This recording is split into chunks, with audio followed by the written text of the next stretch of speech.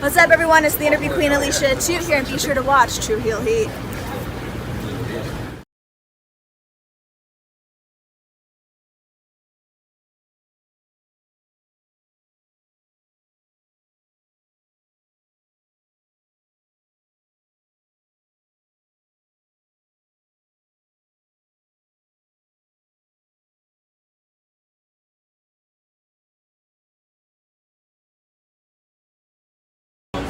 You already know what time it is, man. The young goat in the building. Make sure you tune in to True Heel Heat Podcast.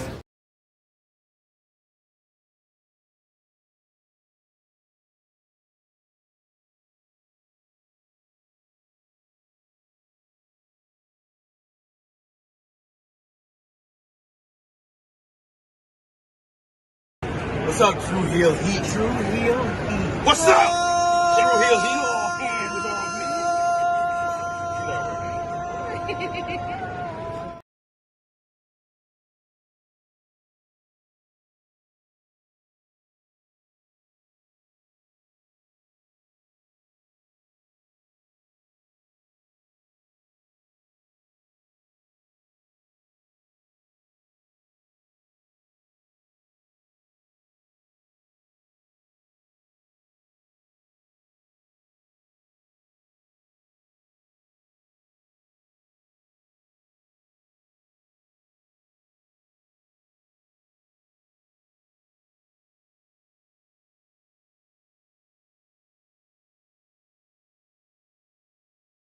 Hey guys, this is Thunder Rosa and welcome to True Heel Heat.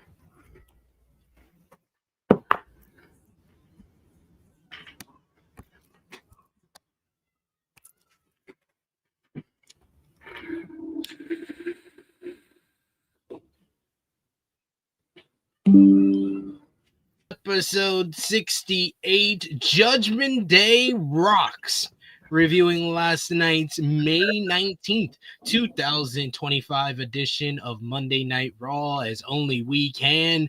And to do that, once again, He is running from the grind. Romeo is not here once again. Ever since the Knicks started winning in the playoffs, he doesn't show up on Tuesdays. But don't worry, I am not here alone. I am joined by my esteemed colleague, my co-host from the Drew Hill Heat flagship podcast, and pretty much my co-host now on this show as well. He is Top Guy JJ. How are you doing? What's going on? I'm like, I guess that, some junk shot, I might as well get added to the fucking video roll. You might as well. You should replace him at this point. This is now 2-3 weeks in a row. Like, goddamn. Yeah, I think I've missed less weeks than I've been on since it's come on Netflix in 2025. Yeah. So I think I probably haven't been here for like 2 or 3 of these since January. Hey, this works so much better for my schedule. So, it's the True Hill. It's almost like my True Hill Heat, basicui, without my boo Chrissy Love. That I don't get to. Oh man! Speaking of that, man, you. I don't know if you saw me in the chat last night. I was just like, "This is all your fault. All your fault." I'm about to get up in Zoey's DMs and just let her know real quick. Like, listen, man, you had some juju after you, and I just hope that you shake this off yet again, because she doesn't get hurt, bro. She gets injured. Yeah. Like, I feel for her, girl. Like, she had the opportunity right there, big opportunity on this show. She doesn't get too many opportunities here, and like it had to happen like that. It had to happen like that. I was like, damn. And that's why I have it in my headline. Like, I feel for the girl. And since I had to work pretty much every day this weekend up until today, which has been a long stretch of days. It's literally, I think I probably have worked literally every day since the last Rated Raw review. So my days were in a lull, and by the time I just saw my OKC Thunder just absolutely just beat the brakes off the Denver Nuggets, as I predicted in Game 7, as I told everybody in my chats, that we was going to smoke them because I had them fucking shitty referees basically handed them Game 6. I said, we going to smoke these fools in Game 7. I didn't get a chance to wish my good brother a very, very happy birthday, man. Like, it's just belated now, 2 days old. I apologize. But, my man is... Wait, how close are you to 40 now? Like, you getting close, bro. You getting close. I'm 3 years away. 3 years away. Close. You getting close, my man. The knees are gonna start reminding you soon. I told my missus, I was like, I gotta start working out. I was like, I want to beat you. The best way to beat old age is by exercising. So I was like, I want to start working out a little bit more. I gotta like your work mic off is this giving out before your fucking knees are. It is? Oh, damn. I switched mics because I got a new mic, but it's getting like the background noise too much on that shit. So let me see. Thank God I ain't got headphones on, because that shit is scratchy. But my man, listen, man, I you know what? I used to actually do the happy 21st birthday for like the first, like maybe like to like 26, 27. But bro, once you pass 30, I feel like it's a blessing that I'm here 41 years, man. Like that shit is like, I'm blessed, man. Fuck, I don't need to repeat the same number at all. I'm glad I spun around the sun that many times, and I'm grateful for it. I'm blessed for it, and I'm healthy. Everybody that I know is doing good and in a good place. So it's always good to be able to spread some love and just like check just to see how. I'm becoming a statue, so I just want to see how close my boys are to becoming a statue with me. Statue, goddamn. I just some more credit. A couple friends out there, and I was like, oh shit, I haven't seen one of these people in like 15 years. And she's like, where's your dogs at? I was like, my dogs? I haven't had dogs in like 9 years. Like my OG is sitting up right above me, looking above me, my boy Thor.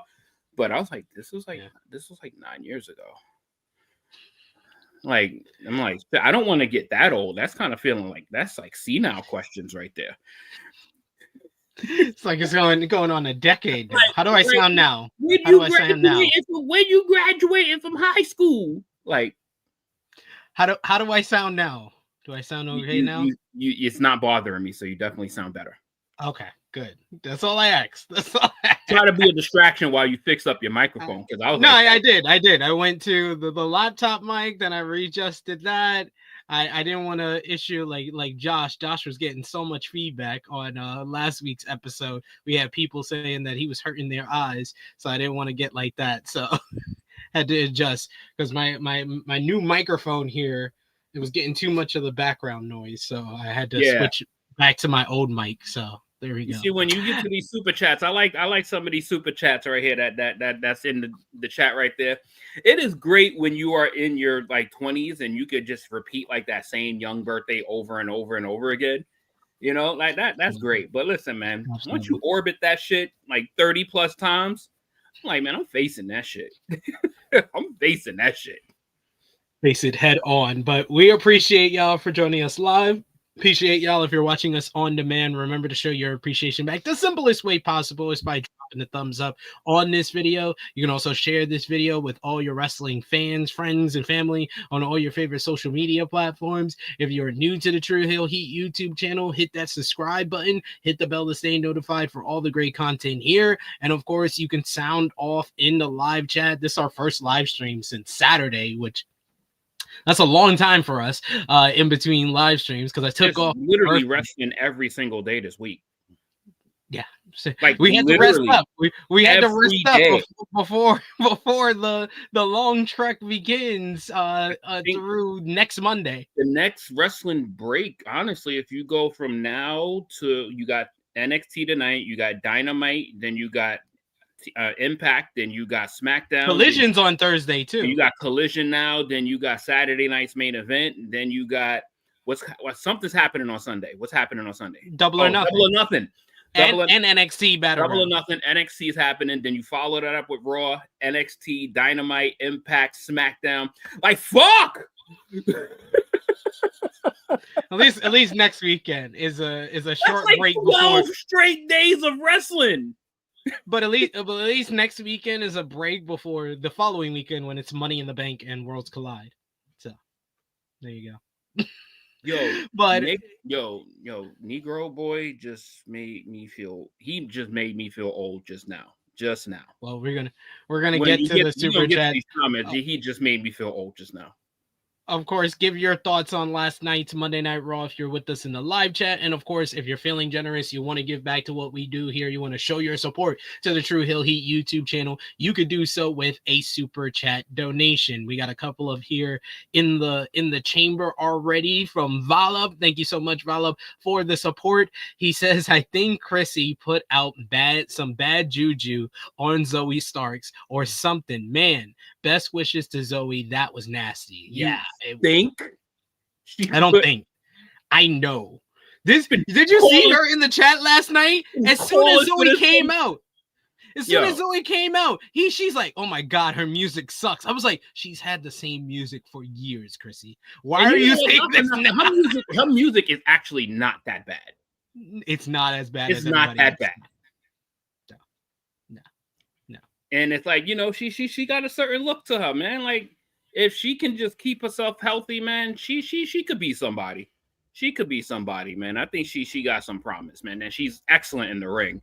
So, it's like, God damn, but this is like the second major knee injury that she's had.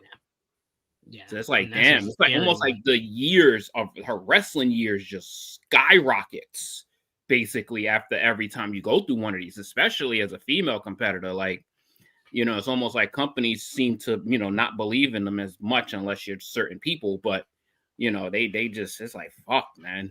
I just hope that she has a full-blown recovery, man, and just comes back and she makes something of it because this sucks again. Like, again, she's going through this.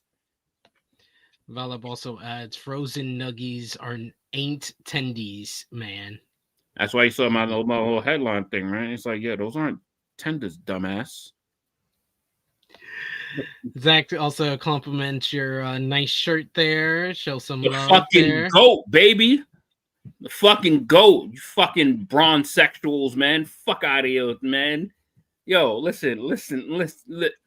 We've been, there's been so many heated discussions since playoff atmosphere is heating up. My OKC Thunder about to slap up the Timberwolves. I saw that comment in there, Davion. Trust me, I see it all.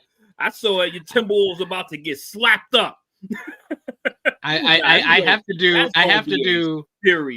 podcast with two Oklahoma City fans on today because I have two different ends of the spectrum. Because Jeremy is more of the pessimist Oklahoma City fan, where he's a loyal fan, but he always expects the worst and just it lives in misery. Whereas you're the more positive, trash talking Oklahoma City Thunder fan. Well, I did want out of one of those series, and obviously going to Game 7 is scary. I wanted us to get battle tested.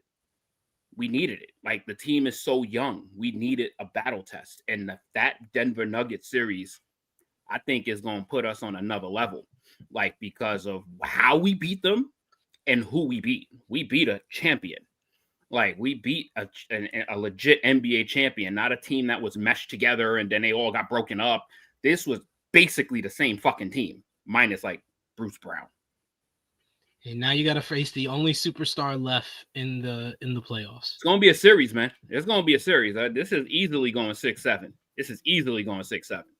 Like, this shit is gonna be another blood pressure raising series, man. Like, this is gonna be heavy. I said on In the Weeds earlier, Shay's gonna get his access to Club Superstar if he gets this victory, makes it to the NBA.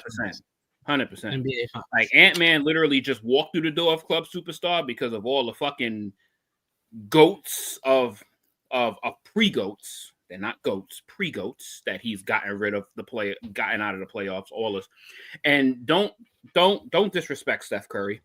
Do not add Steph Curry to that list. Oh no, I don't add that to the list. I literally specified that on In the Weeds. I was like, he beat Jimmy and Draymond. He did not beat Steph. Steph played 13 minutes, scored 13 points in 13 minutes, and they won that he game. was basically and he won, and they won that game too. So the only game they won. Negro Buck is in the chat. Thank you so much with a super chat donation. We appreciate that. He says, happy belated birthday, SP3. Much love, good brother. I appreciate you, good sir. Thank you for the love. Thank you all for the love. We got Zach who wishing me a happy birthday, chilling with Chase, as well as Power Driver Finisher. Yes, it's my first time back on the channel since my birthday, so I appreciate it. Dayon, who says happy birthday as well. Bro, it's only been 2 days. Don't make it seem like you've been on fucking vacation. I've been on vacation, basically. That's a vacation for me. I went 48 hours without being on a stream. Like, that's a vacation for me. Man said, I am off for the next 2 days. I'm traveling the world. And he is back in front of those cute kid pictures. Jay says OKC, UFC, KFC, Wolves in 5. Oh, here we go. I've heard this too, that we're gonna lose to the Nuggets. I've heard this. The thing is fine. It's fine. Keep doubting us. I love it. Keep it up. Keep the same energy. Hey, I'll say, Chase, the last team that said all this did not work out well for us, and you should know that because you were the team that beat us. Davion says, happy birthday to one of the most influential people in the wrestling space. Have a good one, SP3. Appreciate those kind words. I appreciate you.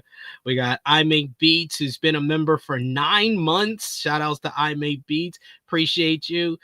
We also got the Negro Buck Nick Jackson with another super chat donation. Appreciate that. He says Josh has wished me a happy 16th birthday for the last 4 years.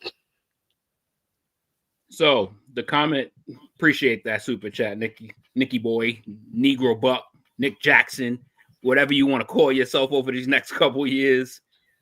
This man said he has been following us since he is 18 years old. This feel man old now. This man is 4 years away from being 30. I feel old now.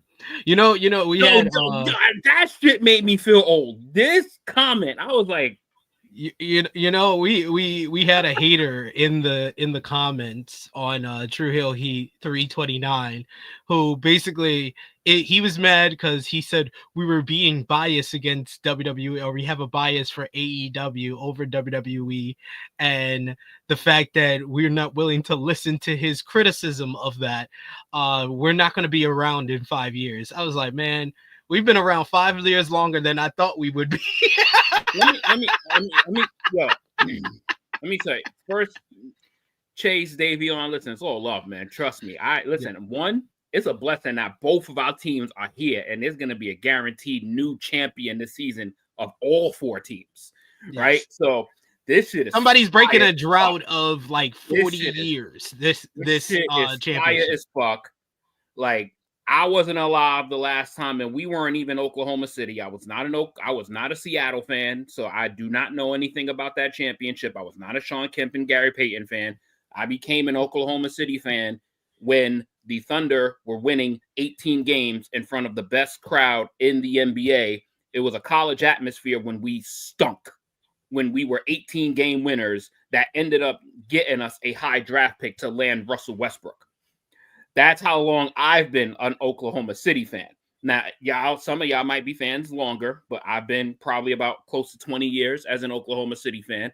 But seeing the Timberwolves with a chance to go to the finals, the Knicks with a chance to go to the finals, fucking Tyrese Halliburton having a chance to shut everyone up again, like again.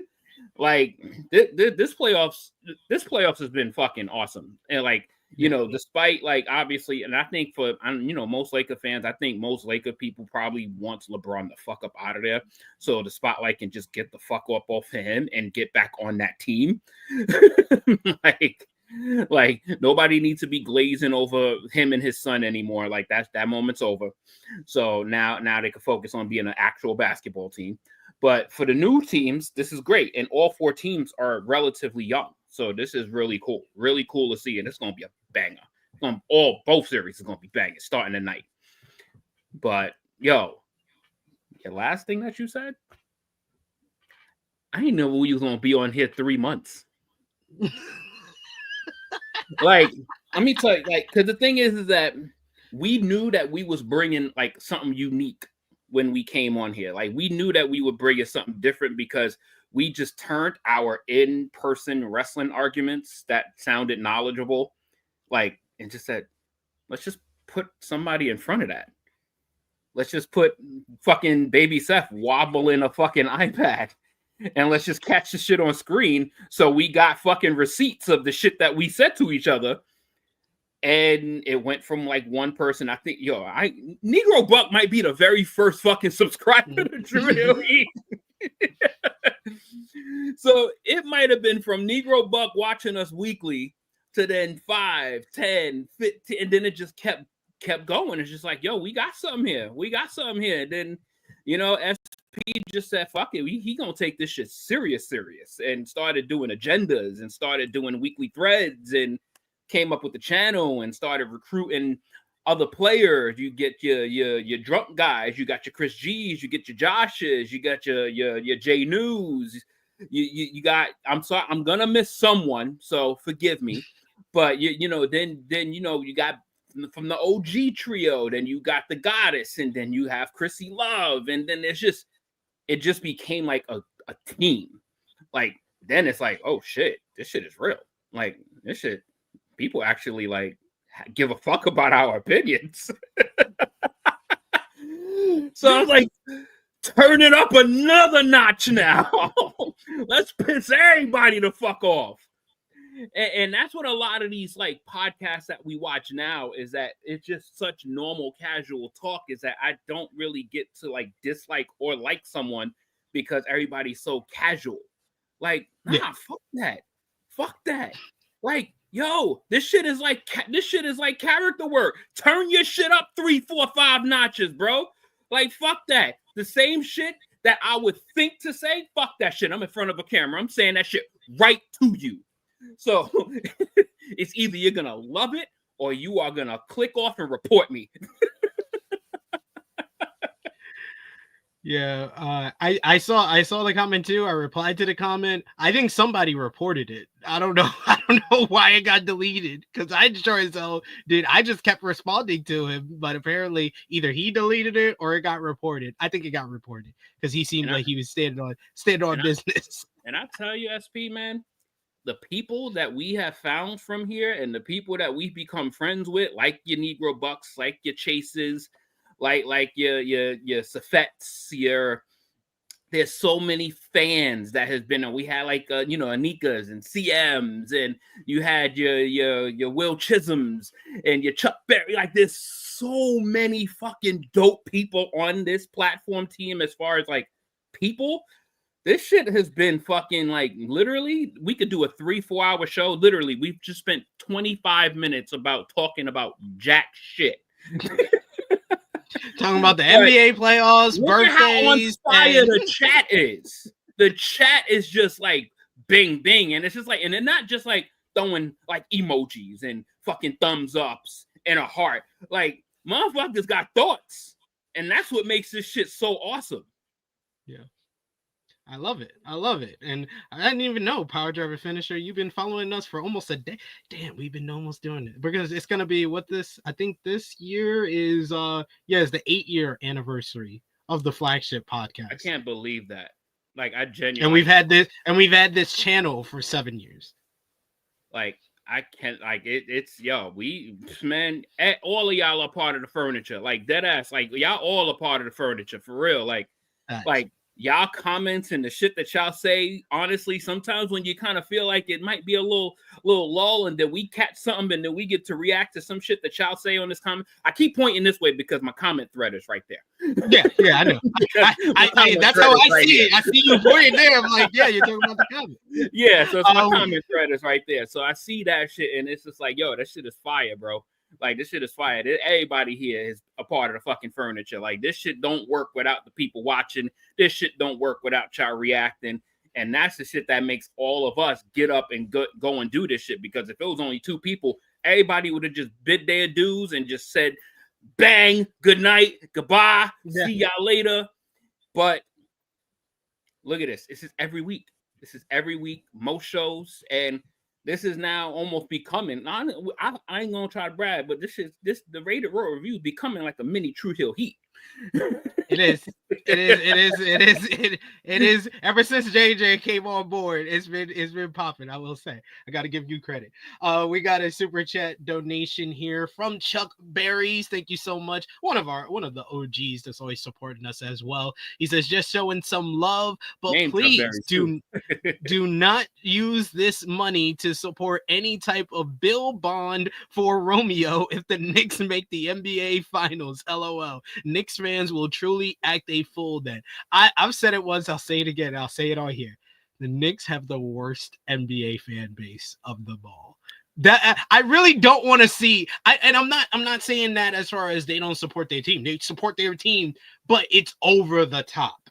They are obnoxious, sore winners. And also, if they lose, they become the biggest haters of everybody else. That's what makes them the worst fan base for me, personally. And I agree to that to an extent. I agree is that being from New York, I love to see it. Like all my streets have been flooded. It becomes like a bit obnoxious, but it's based off of hunger. Like there's so many people that has not been alive to see a Knicks championship. So many, like you just saw one 5 years ago. So like you literally just saw one in your 30s. So like there and like I've never seen. I've seen 6 in my lifetime. So. But you see, so it's almost like your belly is it's always hungry, but it's been fed. Most New Yorkers, like if the Thunder, and I'm not gonna say the words, but if somebody on the Eastern Conference wins the championship, I would want it to be the Knicks, because then you get to see how they handle like fandom as a champion. And I don't think the hunger is going to be as severe and people aren't going to be as crazy now that they have gotten one under their belt. That's just what I think. York. It's New York. But bro, hold on. People don't get like this when the Yankees win, because the Yankees have won many fucking times that people are used to it. People didn't get this crazy when the Giants won 2 Super Bowls.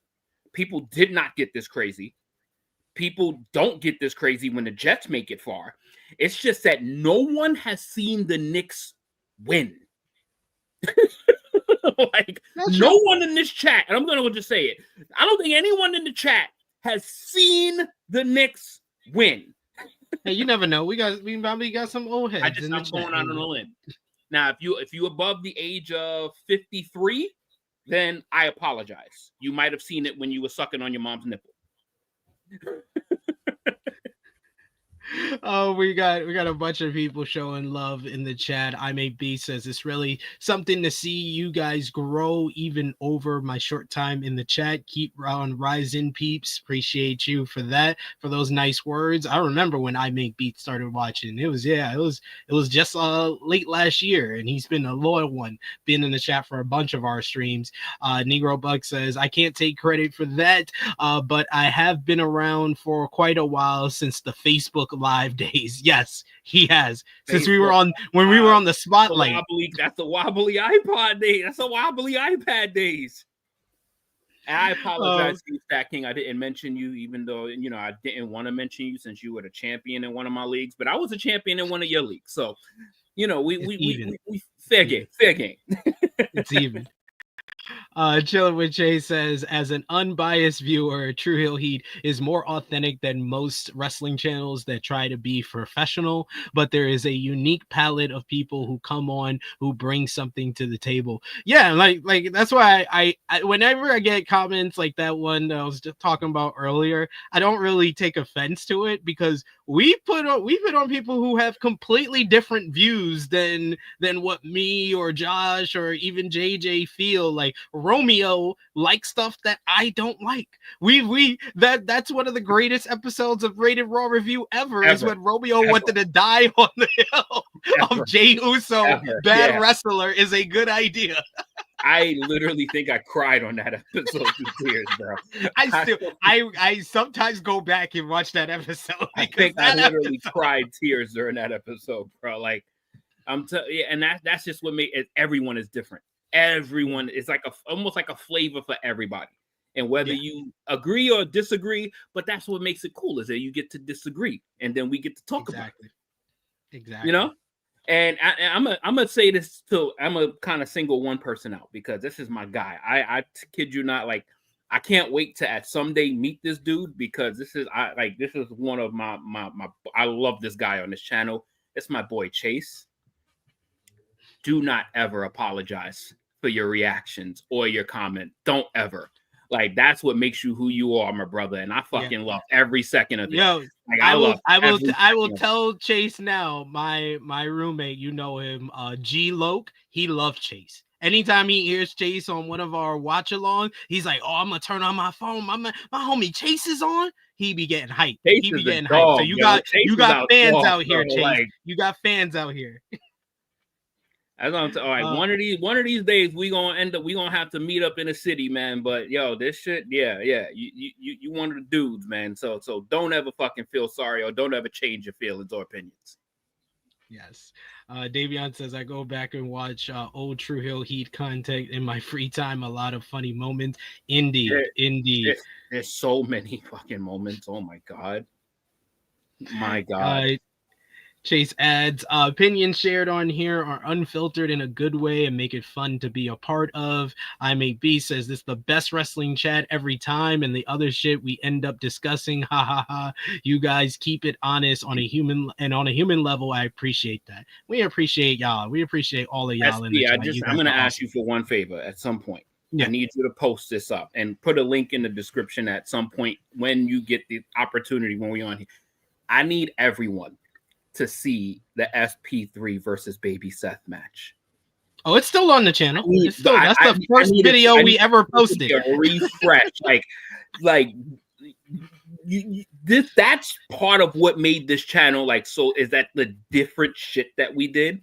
And then the video I sent y'all like about a week or so ago where when we did an impromptu match in the middle of Wale Mania. Y'all niggas fought in the club. This nigga fucked that was up Wale Mania. That was Wale Mania. Fucked up his fresh suit.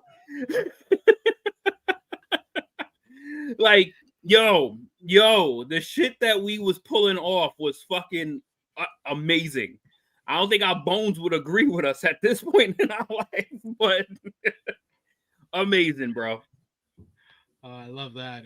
Davion says my first True Hill Heat content I have watched was an episode of AE Ramble, and Jimmy Macaram had me hollowing. Yo. Yeah, I mean, I tell everybody. I've been when people were talking about AEW Dynamite reviews, I was like, AE Ramble. I don't know, I always say we're the best, but we are definitely the most different because you'll never have another I don't think there's another AEW Dynamite review that has someone that legitimately hates AEW sometimes talking to someone who legitimately likes AEW a lot of times, like me and Jimmy. Oh man, you see Jimmy. Oh man, let me tell you something. I think I've only done like one show with Jimmy, and it was one of the best shows that I've done. The thing I love about Jimmy so much, I tell you, I love this about, is that I never fucking know what his reaction is going to be. No, I never know either. Fucking know. He legitimately lied to me last week because now we're doing a thing where he has to write down whatever number he gave it out of 10 on a piece of paper. So he didn't want to put thumbs in the middle because that's what he really gave it. He gave it a thumbs up. So I go 8 out of 10. This nigga wrote 6.5 out of 10. He was like, I couldn't put thumbs in the middle because I didn't want to give it away. This nigga be lying.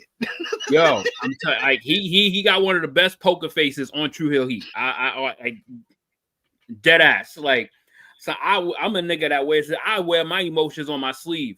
That nigga hides it in his black heart. Perfect way to describe Jimmy. Yes, he hides a lot in his black heart. Keep coming with those comments in the live chat. We appreciate y'all. And yes, Volov said it best. He says all this love really offsetting this mid-ass Raw. Yeah. You see how we're hesitating to talk about this shit, right? Hey, I will say this about like last it was night's decent. Raw. This was one of the best crowds for a Monday Night Raw. Yes. This was one of the best crowds for a Monday Night Raw in a very long time. 100%. All right, do we finally just like yeah, we finally got to get into it. So let's talk about Monday Night you guys, Raw. For real, yo. Yeah. Yes, you guys are awesome. Thank you guys. Appreciate all the love in the chat. And of course, if you haven't already, drop the thumbs up. That helps out the algorithm so much. But the show kicked off with the #1 contender for the World Heavyweight Championship, Logan Paul, making his way down to the ring. He was given a mic for some reason, and he said, welcome, everyone, to Monday Night Raw. Oh, bro, he even did it in LA Knight didn't. Like what the fuck? Paul says that it is a fact that he will beat Jey Uso on Saturday. He says, fact, he will be the new World Heavyweight Champion by the time next week's Monday Night Raw rolls around. And then he rolled off a whole bunch of other facts. He says, fact, Jey Uso tapped out Gunther. Fact, Jey Uso is the World Heavyweight Champion. You literally just said that. Then the crowd erupts in with yeets. Paul wants them to all stop the yeets. Then he says that Jey Uso has his eyes on everyone in the company. Gunther, Seth Rollins, Bron Breakker tonight, but he doesn't have his eyes on Paul. He noted that fact, he has knocked out Jey Uso 3 times, and he will do it again on Saturday. Paul reminded everyone he will be the next World Heavyweight Champion. And in the middle of that, the music of Gunther hits. He walks out to the ring to confront the #1 contender for the World Heavyweight Championship. The crowd goes from booing Logan Paul to saying, you tapped out to Gunther. These fickle-ass fans disrespecting our ring general. Paul smiled and kind of joined in the chanting. Then Gunther says that he assumes Paul believes he's better than Gunther. because Paul was out here saying that he was going to beat the guy that beat him for the World Heavyweight Championship. The dialogue turned to confidence as Gunther said that the fans should show Paul more respect than they do, which Logan Paul was actually surprised by this. Gunther says that Paul is a self-made social media megastar, which the crowd boos. Gunther says that if he's being honest, there are things that he could learn from Paul. He needs help with his social media and his marketing. And the more he thinks about it, the more he believes Logan Paul as World Heavyweight Champion would be best for business. Paul smiles and he keeps repeating, "This guy knows business. This guy knows business." Gunther responded by saying to Paul, "It's business." But to Gunther, it's personal. Beating Jey Uso for the World Heavyweight Championship is personal for Gunther. Gunther said, and if Paul takes that away from Gunther, then he will personally feel disrespected. Gunther said that he doesn't see heart in Paul. Gunther told Paul if Paul squares off with Gunther, all of Paul's accolades mean nothing because Gunther will eat him alive. He slammed down the microphone. He then walks past Logan Paul and leaves the ring. As Gunther's walking away, Logan Paul starts telling him to come back and stop being a scaredy cat. And we see the World Heavyweight Champion, Jey Uso, appear behind him. Paul turns around after he hears the roar of the crowd, and he walks right into a super kick from Jey, getting a bit of redemption for the knockout punch over the last couple of weeks. Uso then gets on the mic and he says to Paul that he'd see him on Saturday, and then he says to Gunther that he'll see him in Phoenix as he says 4 letters, 1 word, yeet. And his music hit and the crowd goes wild. What did you think about this opening segment here? I think this is another sign that Triple H watches Rated Raw Review, because this is what we brought up last week, that they were kind of giving away the result of the Jey Uso Logan Paul matchup by having Gunther come out to confront Jey last week. So they had to even the ledger and have Gunther confront Logan Paul this week. But I don't like when Gunther is positioned as the babyface in any way. And we would get that twice on this goddamn show. Yeah. I might be a little indifferent on here. This was probably the first time I actually enjoyed Logan Paul on my screen. Because I think this was the best that he's done because he had some substance. He had something to lean into. Yes, he talked, like, he seemed to finally, like, take a match serious. And that's what I've been just, like, looking for, is for him to give us something of substance that you can take, even though more than likely, obviously, I think everybody knows he's going to lose. But now he went into this little tirade of things that he's hearing, the things that he knows, and the things that he's done. And his play work with the crowd was fantastic to me. Like he this time, I think this version, the attitude shift, the seriousness, I enjoyed that more than the goofy motherfucker that comes out and tries to clown the crowd. Like, he actually gave some soul into his promo this time. And that's the shit that I'm looking for when I'm hearing somebody talking, especially if they're in a big match. Like, this one felt like, okay, like, you are actually taking this particular match serious. I don't know if you're ever going to take another one serious again, but this one felt different. This one felt like he's annoyed. Like, he keeps getting overlooked. Like, he kept doing things to get in Jey's way, and he's already on the Gunther. Like, and it's like, I'm fucking right in front of you. And I enjoyed that. And the Gunther flip, and the thing is that I'm not mad at the Gunther flip because it's so temporary. It's so temporary. Like, it's not something that Gunther's turning face or anything like that. And then the flip that Gunther had is that he was giving the heel some love. He was showing him some respect, and then turned it into, yeah, this is my fucking ring. And if you end up somehow beating Jey Uso, the bell is going to ring, and I'm going to wipe the floor with your ass. Like, so it wasn't like a bad play on words from either side, so I actually enjoyed it. I was actually more impressed by Gunther not being tongue-twisted with any of that shit he was saying. Like, he went into entrepreneurship, and he went into... I was like, damn, Gunther, you just letting it fly. Like, I was, like, very impressed with that with Gunther, because he had no slip-ups at all. And somebody like Gunther never has, like, those long, wind-gated promos. Like, he usually has something that's just right to the point, and he's very purposeful. This was actually a very, like, verbal promo from Gunther. Like, I was, like, really impressed by it. So I actually liked this segment a bit more than I was expecting to. Was it the greatest? No, but I didn't think seeing the nucleus of those three on my TV, I don't think I would have given a fuck. But now that Gunther is actually, like, taking Jey Uso seriously now, it makes it feel better. That now, okay, Jey is your champion. You know that now. He's been the champion for the past month. So that shit has sunk in a little bit now. So I like the nucleus of it, and it was good. Like, it was good to me. Now it's not going to be long, but I enjoyed it for what it was.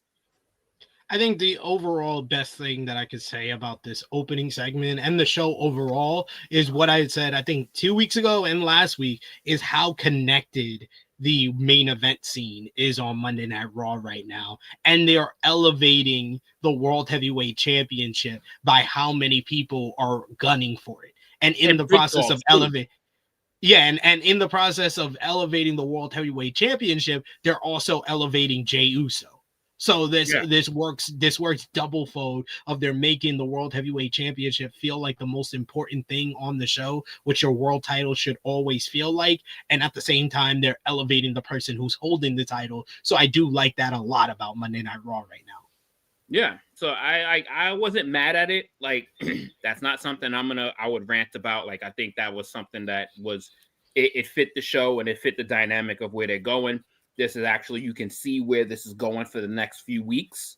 So I'm not mad at that. And all of it is helping Jey Uso, because they need to elevate that championship because of how much we can't see the WWE championship right now. Also true. Which is not being defended despite the champion wrestling on Saturday. And that title is, I don't give a fuck what anybody's saying right now, but that last real championship, that shit is about to be dog water in the next month.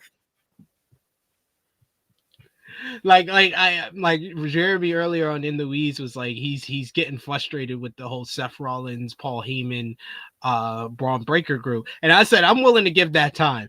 I don't know how much time I'm willing to give John Cena in this run so far. It's because in every match is just going to be ass. Like, the matches are just getting worse. Like, the Cody was bad.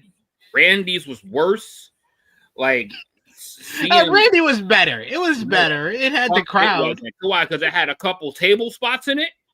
Like that shit was two geriatrics in that fucking ring. Fucking, like, the slowest counters you'd ever see in your fucking life. I mean, yes. Choreographed fucking moves. Like, oh my God. Hey, they had RKOs. They had AAs. It had ref bumps. And then you finish the match with the exact same finish. Yeah, pretty much. The exact same one.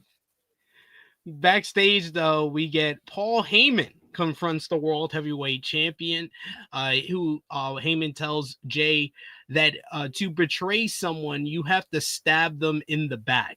And as such, Heyman wanted to make sure that he can't be betrayed as betraying Jey Uso. That in mind, Heyman told Jey that Bron Breakker wasn't looking for his World Heavyweight Championship. No.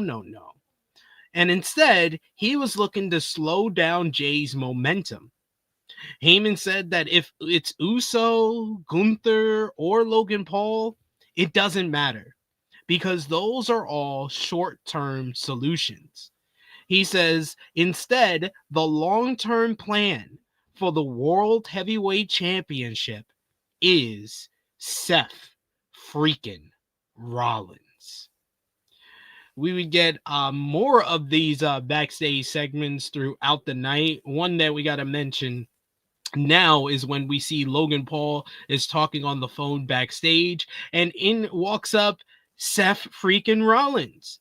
Rollins told Paul that Jey Uso will get hurt tonight against Bron Breakker because Uso stuck his nose in Seth's business.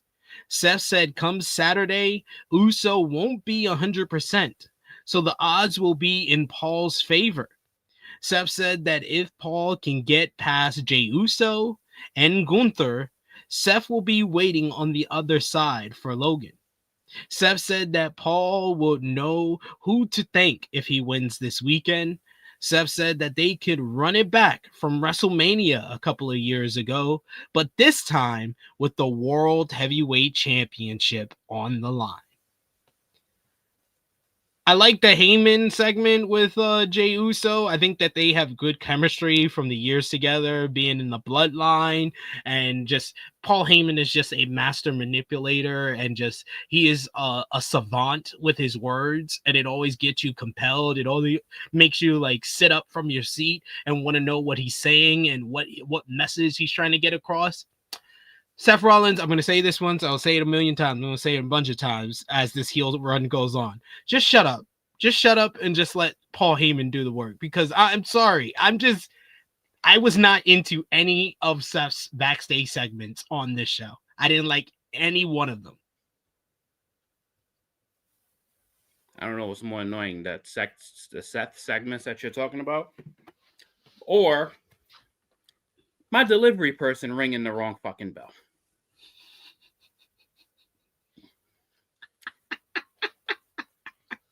This fucking piece of shit has me thinking something urgent is happening because they're ringing my fucking bell like it's no one's business, not stopping.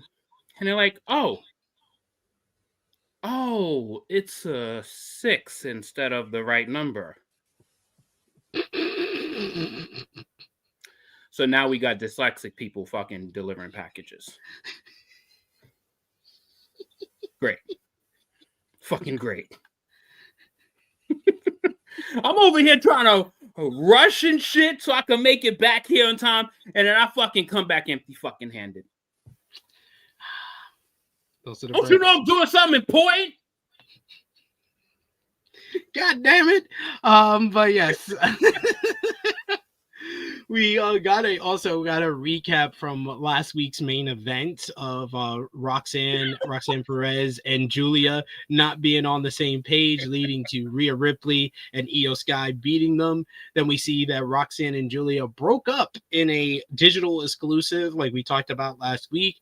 And then we see earlier today, finally, Roxanne Perez has officially signed with the Raw roster, and now she is a full-time member. It's about goddamn time that Adam Pearce did his damn job.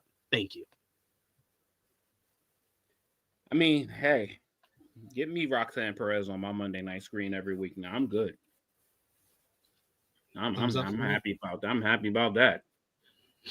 You get to see all of that action every week. Hell yeah, give me that. We also had a recap from last June when Tyrese Halliburton and Jalen Brunson had their confrontation in Madison Square Garden, and we're informed that later tonight we will have Tyrese Halliburton. It will be on Monday Night Raw with a huge announcement.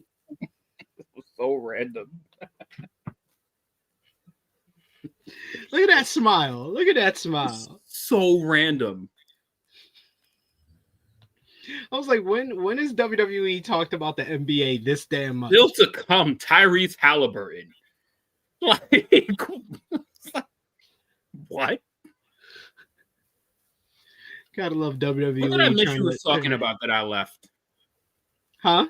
You talking about the stupid Seth segments in the back? No, I was talking about the Heyman segment with Jay, and then the Seth segment with Logan. Oh, the coffee segment from Heyman. Yeah, okay, great. Yeah.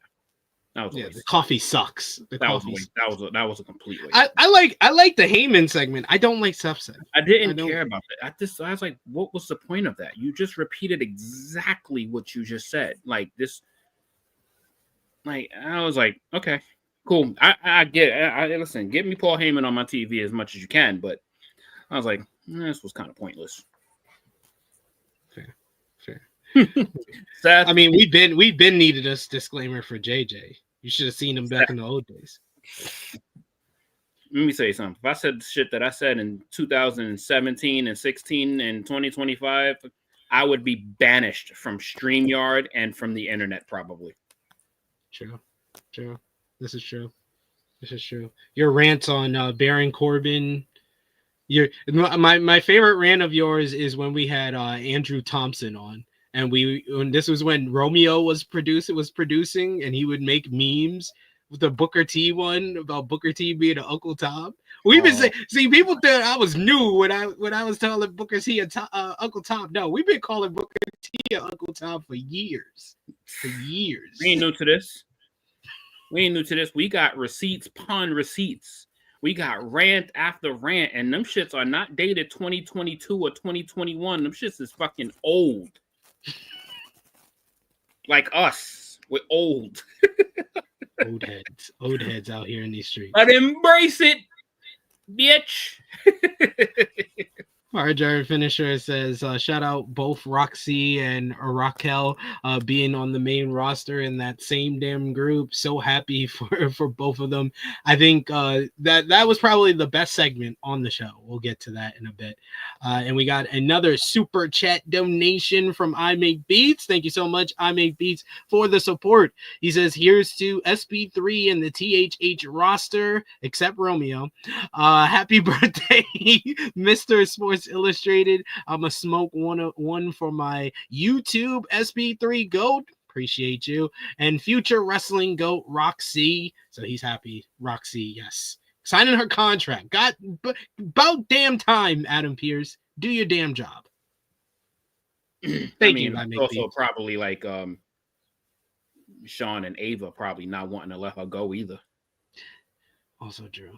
Like, but I mean, this is like I said it earlier on in the weeds. It's like, yo, you got Ava out here acting like she's an orphanage, giving out kids to test drive foster parents, like Roxanne Perez is Calvin Cambridge out in these streets. Like, what the fuck? She got Trick Willie going into other promotions and shit.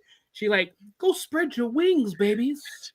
Spread your wings. Spread your wings, babies. Are these parents nice to you? Are they nice to you? All I need is your soul in return. Like my daddy wants. He wants your souls. I want your soul too.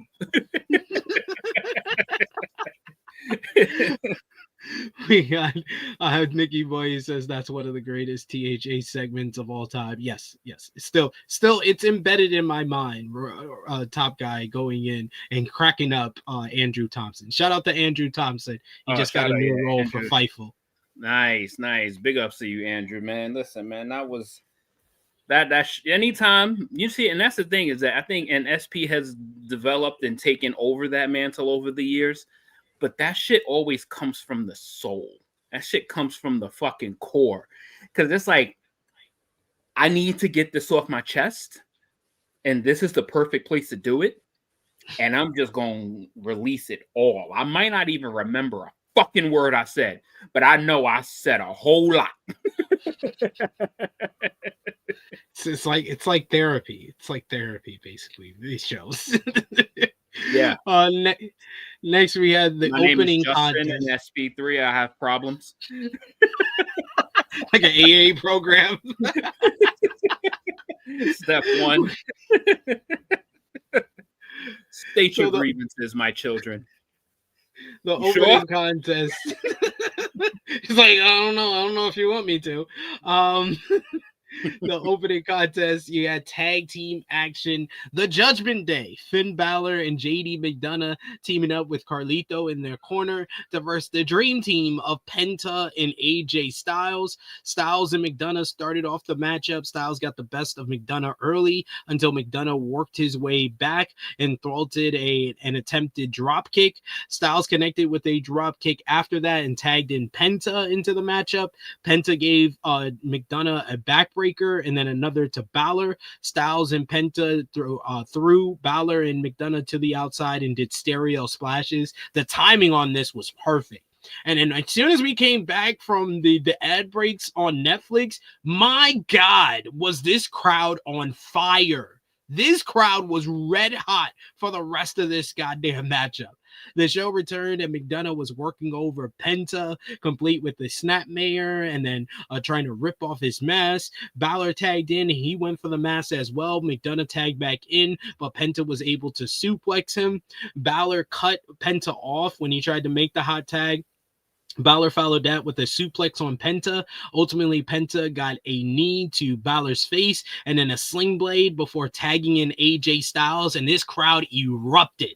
Styles came in, he lifted Balor, but Balor raked Styles' eyes, and then McDonough tagged in. McDonough went for a splash on Styles, but Styles was able to move Balor into the way. He picks up McDonough and hits him with an elevated face plant for a near fall. This is awesome chants started erupting around the building. With McDonough on the outside, Styles went for a reverse DDT and hits it. He rolls McDonough back into the ring, but then Carlito cuts off Styles. He runs him into the ring post, so the Judgment Day are able to get the heat on AJ this time. They work over AJ for a while until he's able to fight back. Then Penta gets the hot tag. He comes in with the crossbody from the top on McDonough. With McDonough in a headstand position, he hits him with a super kick right to the face.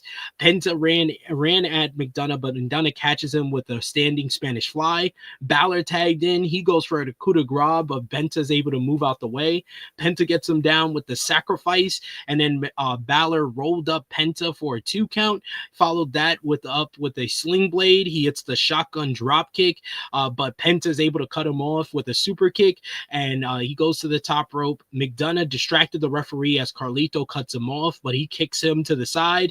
We get a whole bunch of big moves on the outside, which includes Penta hitting a crazy looking Mexican destroyer on JD right on the floor. But with the referee distracted, El Grande Americano appears in the crowd. He headbutts Penta in the back of the head with the loaded mask. Then Balor puts Penta back into the ring. He follows up with the coup de grace. 1, 2, 3. The Judgment Day actually picking up a victory here in what I thought was an awesome matchup. This was like so much fun. This crowd was molten hot. They popped and erupted for these Styles hot tag, for the Penta hot tag, and McDonough. I thought this was his best performance since returning. Balor was his usual good self in this matchup, but I thought McDonough was really the standout here, just bumping like crazy, hitting all his great moves, and reminding everyone he's one of the better performers on Monday Night Raw, one of the more underrated on Monday Night Raw. But all 4 guys killed it here.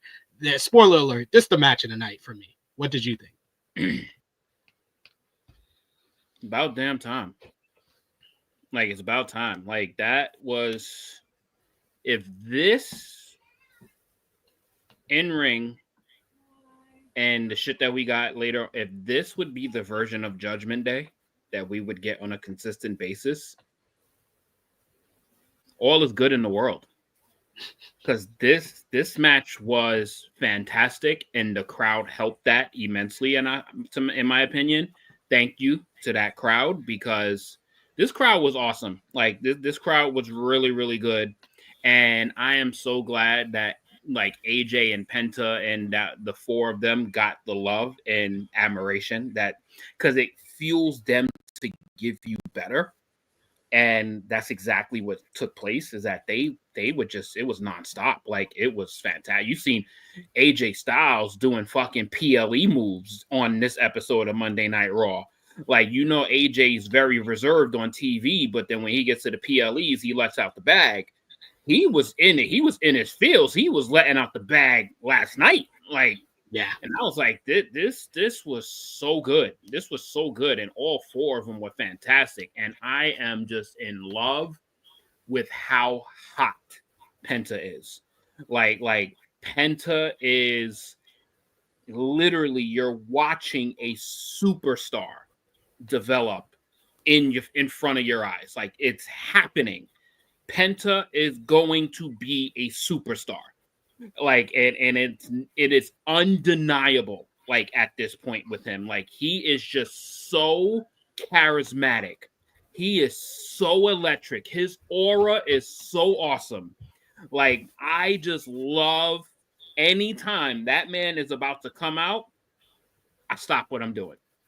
Because it's like, regardless of we about to get something good. And like his aura, his smoothness, his little zero metal taps to everybody. Like that man is just like an aura fucking spear that just comes out of him. Like he is just that dude, man. And I love his presentation and I love what they do for him. And he is literally like leaps and bounds above to me already. And he hasn't even done big things yet. He's already like leaps and bounds bigger than what he's ever been. And that is saying a lot because he's done a lot. But this man is a fucking star, bro. So true. So true. I was very pleased with this matchup. And I agree. Like, Penta looked great in this matchup. AJ Styles looked great in this matchup. Everybody came out of this looking really damn good. And the crowd was on fire throughout. Nikki Boy says JD's a great worker. Dude bumps like a maniac. Indeed. We got Chilling with Chase who says Penta is a top 5 aura farmer in wrestling. Yeah, yo, you can't help it. You can't help it when you see that. Like, yo, this dude is fucking cool. Like the walk is what pops me. Yeah, little smooth step walk. Like he is just so cool, bro. Like, yeah. Like it's like you can't help but to like this guy. Like you can't help it. Like he is just, he's that magnetic, and I love where he's at right now. Like this is just, keep him, and obviously him and Phoenix is going to happen eventually, but this is Penta's time to shine. This is Penta's time to shine. Like, let that man shine. Yep. I'm happy for him. This was one of his better performances too. Like I said, when we did the Backlash review, I thought that Dom looked better than him, looked more impressive than him at Backlash. And I was having that feeling that Penta had basically gone into like the shadows and he's been booked to be just another guy. But here he really stood out for what the charisma and the star power that he provides. Yeah, and I see there's just all is Penta love happening right now. But I think he's bigger than La Parker will ever be, whatever. Yeah. With all due respect to La Parker, like I think he's leaps and bounds bigger than La Parker. He's closer to Ray than LaMarca. Yeah, LaParca was cool. LaParca was cool. I get what he's saying. I get that yeah. charisma that LaParca had. Yeah. Yeah, because the original dancing luchador was yeah. I still remember that from WCW Nitro, WCW NWO Revenge when you do the chairman. The original chairman, not the chairman that we got in 2025. That shit whack as fuck. But that chairman back in the 90s, yes, Absolutely. Backstage, we get Io Sky with the interview with Kathy Kelly. She's asked about how she might be targeted for her title now that the Money in the Bank is returning. Sky says that she'll be ready for anyone. And in comes the man, Becky Lynch.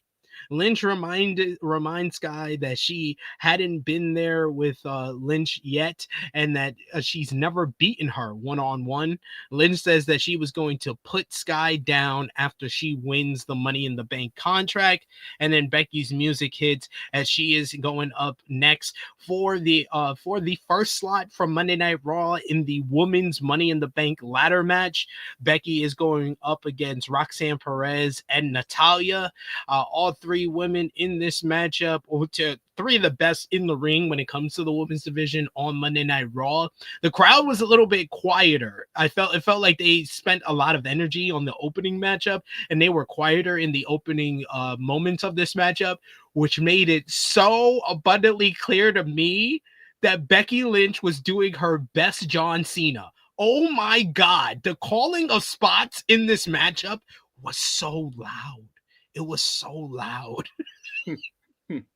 Becky convinced Perez to attack Natalya early on. Basically, the heels working against Natalya in the early going. So they double team on Natalya for a bit before they start mixing it up with one another. We get a singles match breaking out between Becky and Roxanne, where we go from disarmer to crossface, disarmer to crossface. They start trading pinfall attempts, and then Perez has the upper hand before Natalya drop kicked Perez out of the ring and started working over Lynch with a series of suplex. Natalya then goes for a surfboard on Becky. Natalya then half went for a sharpshooter, but Becky turned that into a disarmer. Perez reappeared, and all three women started exchanging offense and submissions.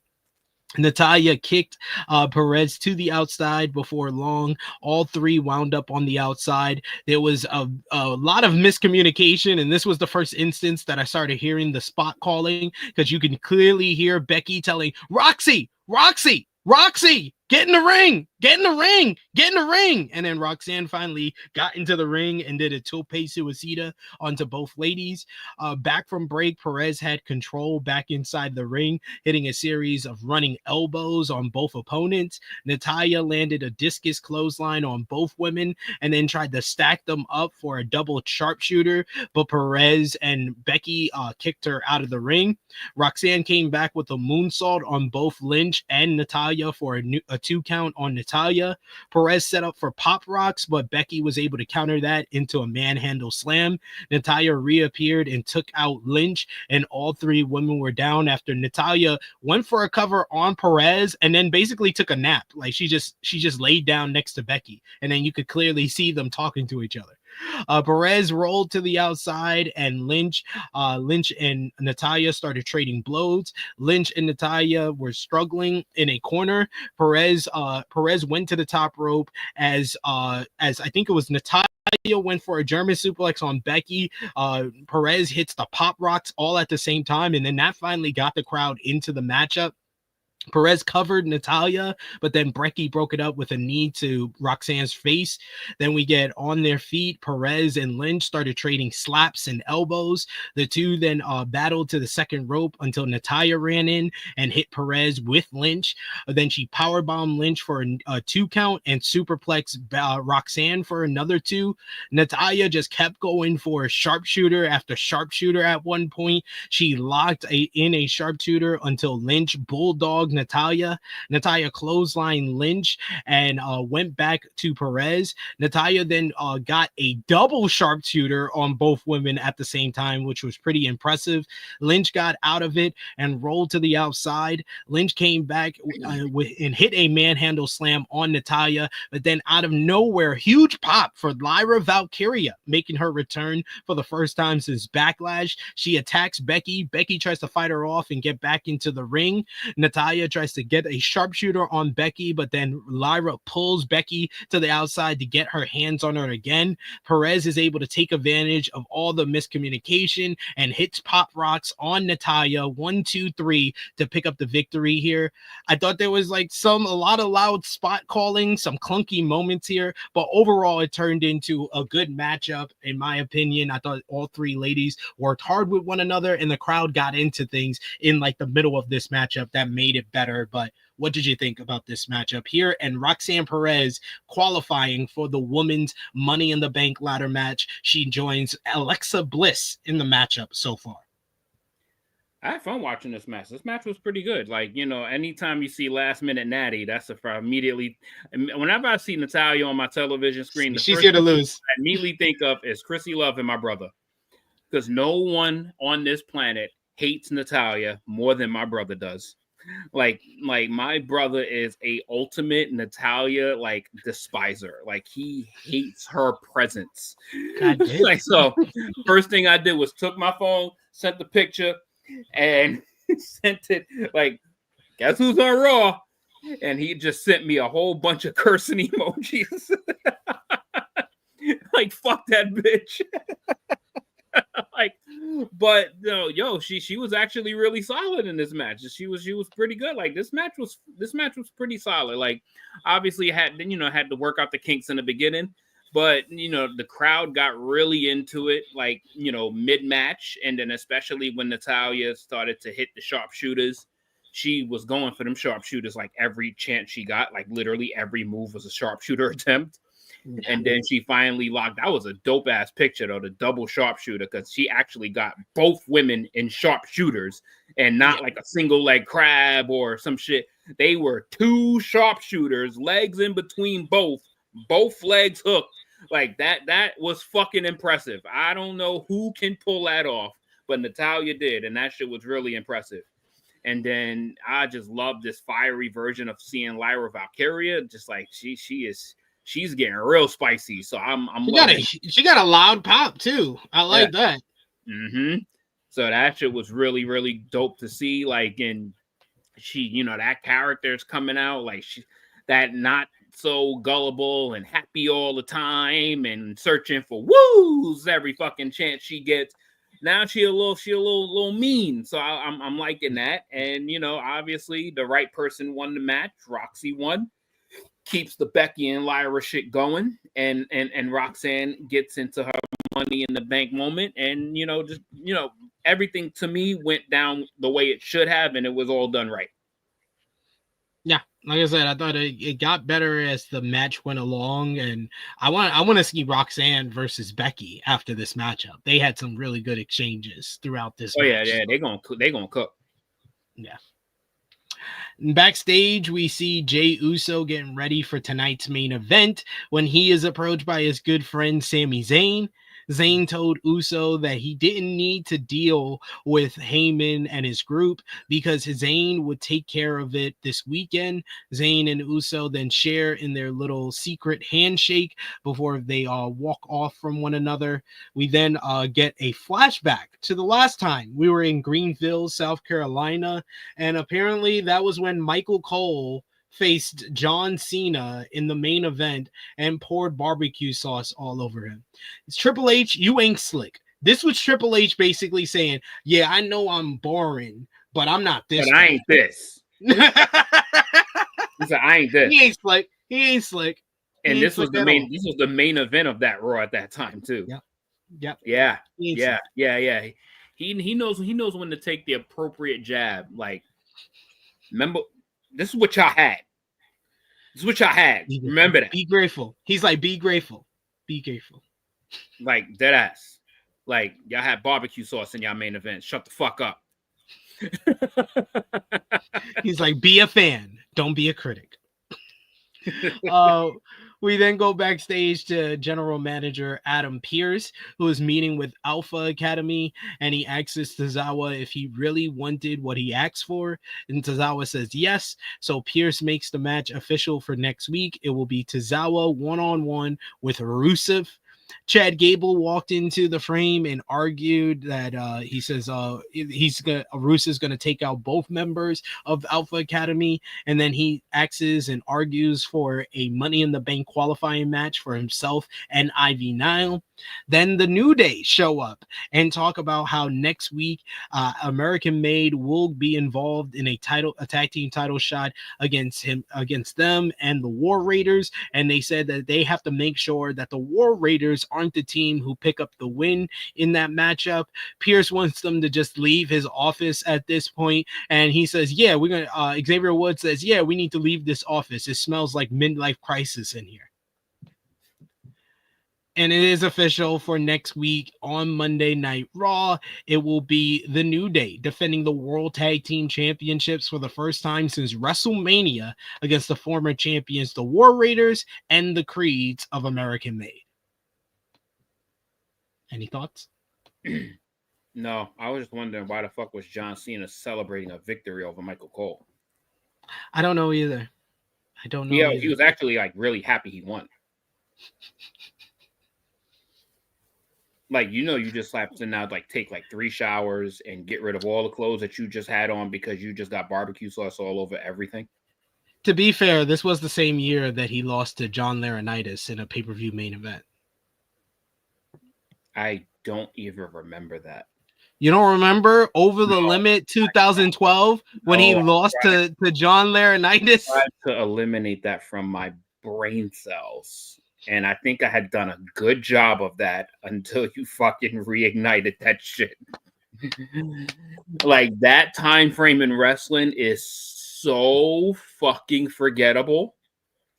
The computer GM and all of that. Like, oh my God. Some of the worst years of our life. I mean, in a sense it was, but he did get wins. But it was one of his worst years. The way he was used, that's for sure. Sure. The fact that he was main eventing over CM Punk during his 434-day reign is embarrassing. I apologize for your childhood wrestling memories, Negro Buck, because those aren't it. Those are mine. When I was 13, it was 2001, and I got to see WrestleMania 17.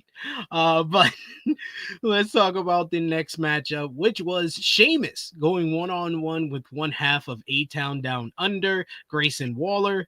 Waller had the advantage in the early going for a bunch of headlocks. The crowd was into this one too. They were chanting, "Let's go, Sheamus." The two grappled for a bit until Waller kicked Sheamus in the leg. Sheamus blocked a hip toss and slapped Waller to the ground.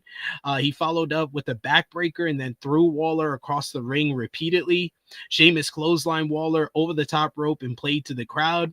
Sheamus stepped outside, but then Austin Theory distracted Sheamus, allowing Waller to get the better of him, where he threw Sheamus onto the announce table before clotheslining Sheamus to the ground.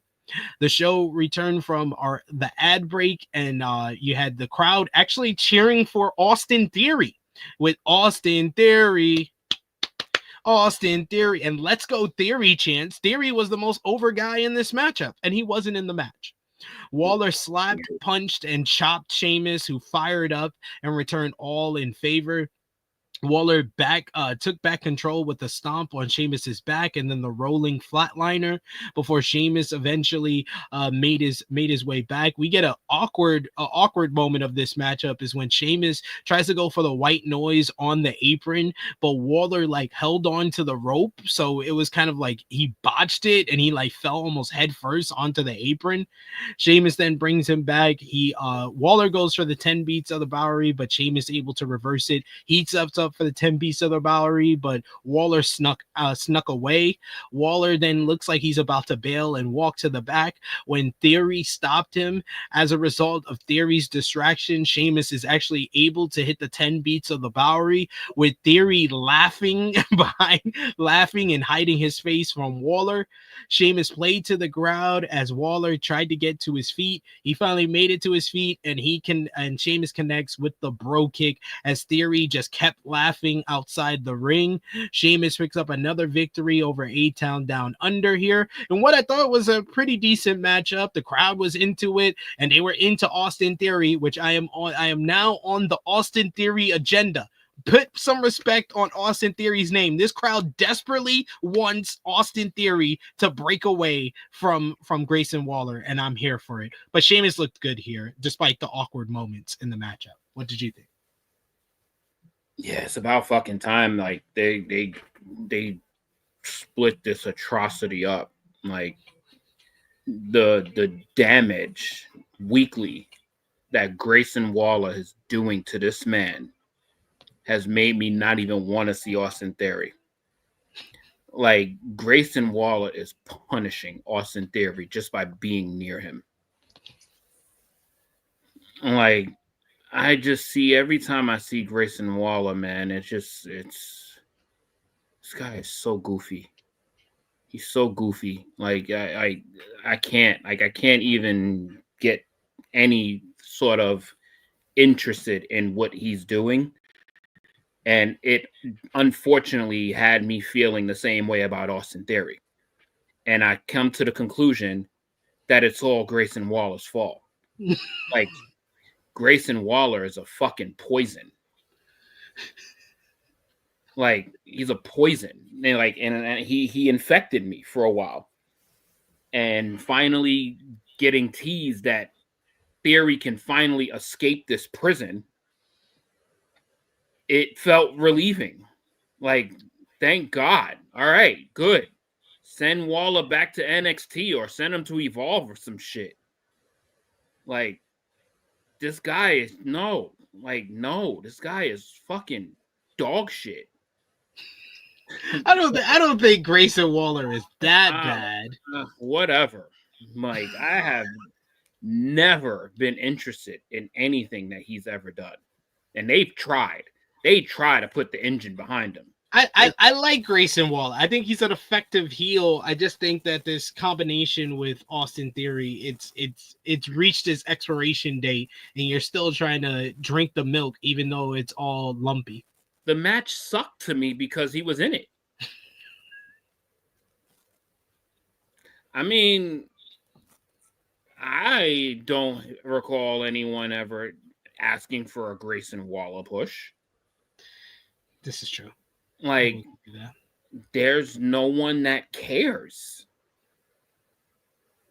Keep the fucking energy. Like, when that man's music hit, you heard every beat. Every beat. Dun, dun, dun, dun, dun, dun. That his music is like a bad TV show that's about to come on. Like, y'all know I ain't lying. I like Theory more, but that's for selfish reasons, because Theory was our first interview on this channel. But I think that there is some value in Grayson Waller. I've been a fan of Grayson Waller since the NXT 2.0. Well, he's still employed, so he has value. Just far away from injecting that mediocrity and that not over mentality into Austin Theory. Yeah, this is the best description of Grayson Waller. He's this generation's Miz. No, I'm not disrespecting the Miz like that. No, I'm not disrespecting the Miz like that. No. Because at least the Miz...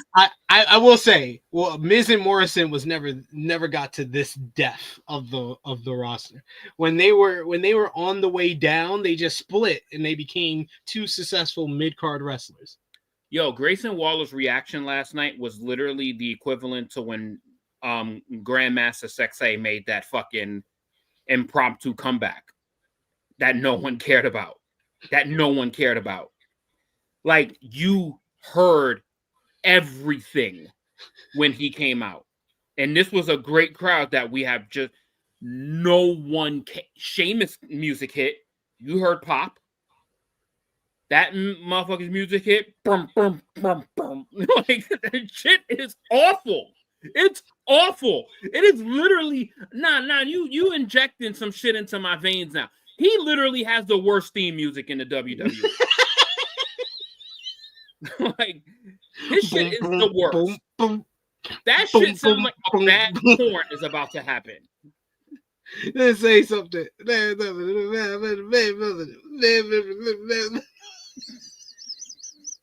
Boom, boom, boom, boom.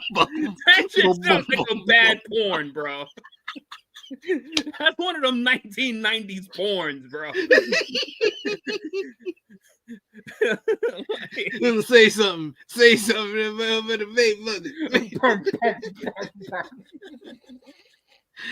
Yeah, I'll give you that. Judgment Day is worse. Judgment Day got worse music than it. No, it's not. No, it's yes, not. it is. No, it's Judgment not. Day is No, a it's goth not. team coming out to rap music. No, it's not. No, it's not. Grayson Waller has the worst theme music in the WWE.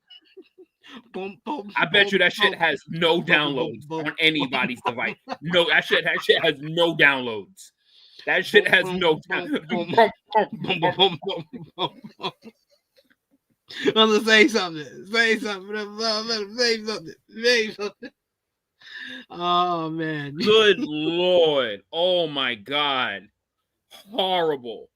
Horrible.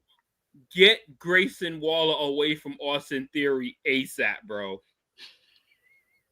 It's like It's a definitely fucking infectious poison swirling around Austin Theory right now. Then we got the very productive segment of the show where Michael Cole and Pat McAfee try to act like they're basketball fans. They talk about that they have a bet going because Pat McAfee is from Indiana and Michael Cole grew up a New Yorker. He said he was in Madison Square Garden the last time the Knicks won a championship when he was just 7 years old or something like that. And he says that they have a bet that if the Knicks win, Pat McAfee has to wear a suit. And if the Pacers win, Michael Cole has to do an episode of Monday Night Raw in a tank top. And that leads to them doing an exclusive interview earlier today with Tyrese Halliburton. And it turns out that Hallie is going to be a character in the WWE 2K video game for one of the downloadable content. Cole and McAfee tell him about the bet. Halliburton also has his own WWE merch, so there's that.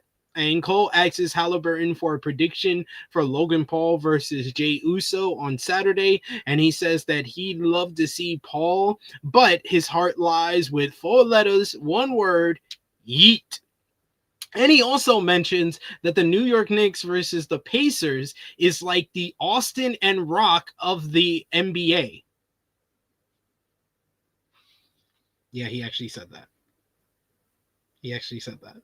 I think that is disrespectful, sir. We all know the Austin and Rock of the NBA is Lakers and Celtics. Don't be stupid. Stop playing games. Then he later compared him, Jalen Brunson and him to Carmelo Hayes and Bron Breakker, which is a more accurate comparison. Why is he on Raw? He's a WWE superstar. He's a WWE superstar because he's not a superstar in the NBA. They had merch, affiliated merch, so they had to sell the merch. They had to sell a Brunson shirt, and then they had to sell the Tyrese 317 or the hell, whatever that shit is, 317, whatever the fuck that shit is. They had to sell merch, so they had to get him on TV for a fucking awkward ass interview on Monday Night Raw. Yeah. This nigga was literally like in his living room, just talking about nothing, talking about a whole bunch of nothing. Austin rocked my ass. But sure. 720,000 views and 2,000 likes. How many dislikes? You can't see that automatically on YouTube, but that's a lot. That's a lot more than you thought. 520 shares out of 720,000 plays. That is about 715,000 people saving their friends from hearing that. They just said, I just bit a bullet. I just bit a bullet hearing that. You don't have to listen to it. I did it. 500 shares. That's dog shit. That's going to be Halliburton loving the WWE is going to be the difference between winning and losing. in the conference finals. Sure. I guess. Who do you think wins that series? Oh, Knicks. I think it will be an orange and blue finals. I said Knicks in 7. We're gonna have a blue and orange finals. Knicks in 7, but I also will admit I'm saying Knicks in 7 because I'm trying to jinx the Knicks. Well, it might not work.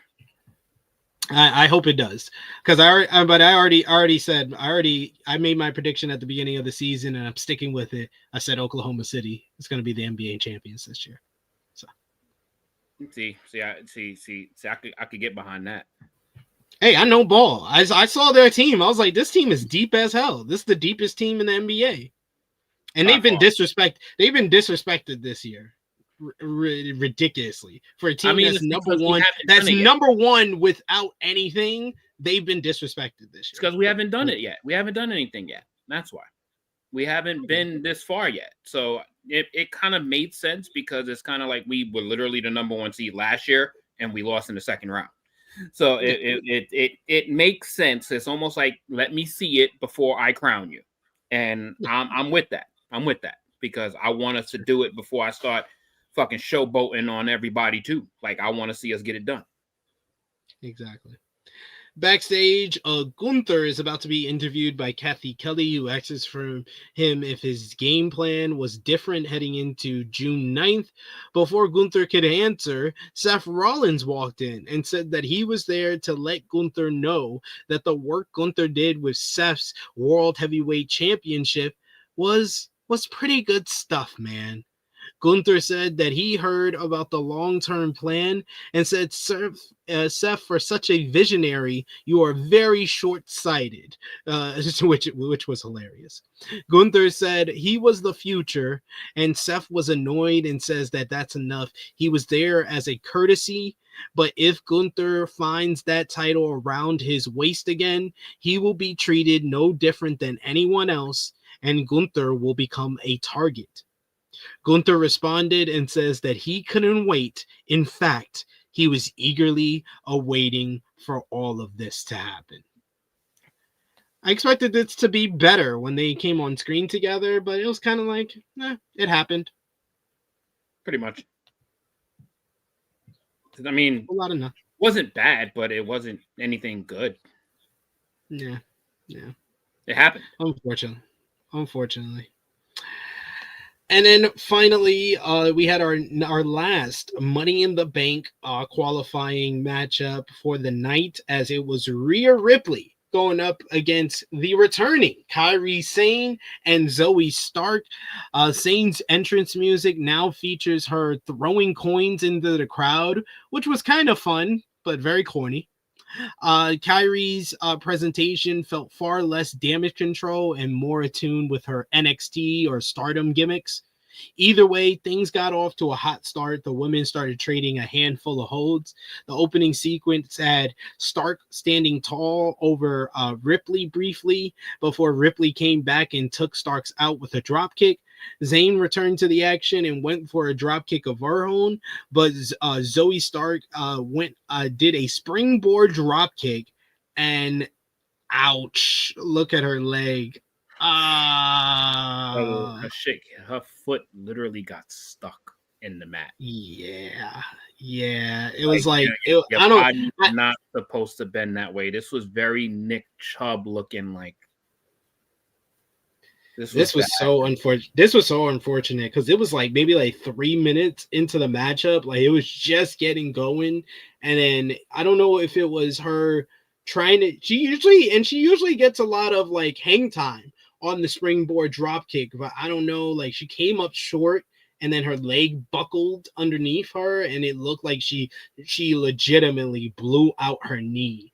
And the cry of pain that she that's what made it frightening. This was one of the more scarier injuries that we've seen on an episode of like any WWE television. Her yelling in agony, holding her knee. The WWE doctors immediately came into the ring. You can see the concern on Rhea's face. Kyrie backs up into the other corner. The show cut to ad break, and we in Europe could watch all of this, and they took the camera away from the ring as they tried to help Zoey out of the ring. The show cut to commercial, and it looked as though the match might be stopped because of Zoey's injury, but they decided that the show must continue as Zoey was about to kind of just lean on the doctor to make her way to the back, and then the doctor was just like, "No, I gotta pick your ass up." So he lifted her up and he carried her to the back. Cole announced when we came back from commercial that the match was going to continue as a one-on-one matchup. So I got to give it up to Rhea Ripley and Kyrie Sain. This was not the match that they had planned, and they had to improvise the rest of this matchup here. Ripley slammed Sain and covered her for a 2 count. Then we get Kyrie leaped at Ripley at another point, and Ripley was able to catch her in midair with a big drop kick. That was good enough for a close 2 count. Ripley set up for the riptide, but Kyrie was able to work out of it and gave Ripley a back elbow. Zayn went to the top rope and went for the insane elbow, but Ripley was able to get her feet up, and it just launched Kyrie into the air, and she fell onto the mat. Ripley got a boot up to counter everything. The two reset the matchup and started battling while on their knees, and then got to their feet. They're trading elbows and forearms. Zayn went for a spinning back elbow, but Ripley was able to catch her with a big headbutt right to the jaw. She then followed up with the riptide. 1, 2, 3. Rhea Ripley picks up the victory here. This one went less than 10 minutes. So like I said, I give it up to Kyrie and Rhea for improvising the rest of this matchup. And Rhea Ripley gets the win to qualify for the women's Money in the Bank ladder match. But this was just heartbreaking for Zoey Stark, because this was a real good opportunity for her to get the spotlight, a spotlight that hasn't been available for her since PFC basically broke up. Like, she was doing the tag team work with Shayna Baszler, and then she teamed up with Zoey Stark, and they were getting a little bit of a push late last year, but ever since the start of the year, they kind of pushed them into the background. Sonya gets released in February, then Shayna gets released in the beginning of May, and then she has this opportunity here to really shine in a Money in the Bank qualifying matchup, and then heartbreak happens with this injury. So that's really the big focus here, but Rhea Ripley does move on to the women's Money in the Bank ladder match, joining Roxanne Perez and Alexa Bliss. What did you think about the matchup, and of course the injury to Zoey Stark? Yeah, man. I mean, props to the girls for, making a match. Yeah. Because seeing that literally inches from you, it's like, nah, it's almost like if they would have not continued, it would have been like, cool, like, right call. Yeah. And it's almost like they wanted to still like give the people that, the live audience, they wanted to give them something to at least watch and try to wash their brains or try to cleanse them a little bit of what they saw. And just that scream was like, damn. Like, and I'm obviously watching, I'm a football guy. So it looked too similar to what happened to Nick Chubb of the Cleveland Browns. Like, it looked too similar, where the whole body just goes the wrong way. And it just, and that's, she was yelling and cursing because it's obviously the pain, but then the realization is probably just as painful of knowing what you are about to go through, because this is going to be a lengthy, like, we are probably not gonna, and this is no cap, we might not see this woman until 2027.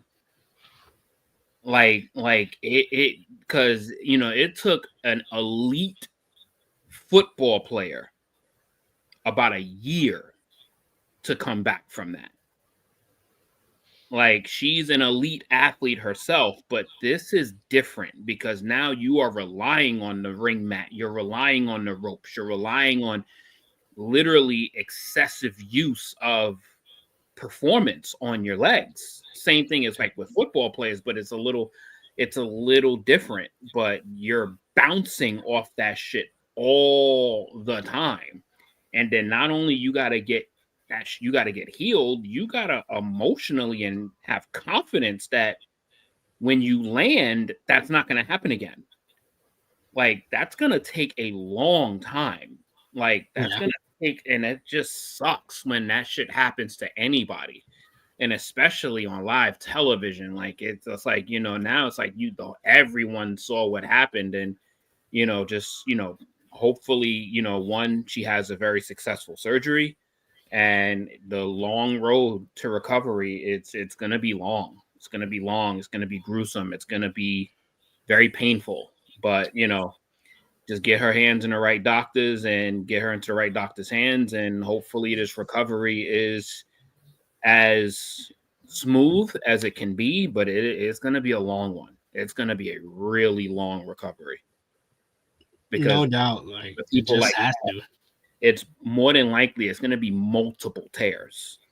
Like, you know, like it's going to be more than just like the ACL. Like, it could be ACL, meniscus. It could be multiple things. And that shit just sucks. That sucks.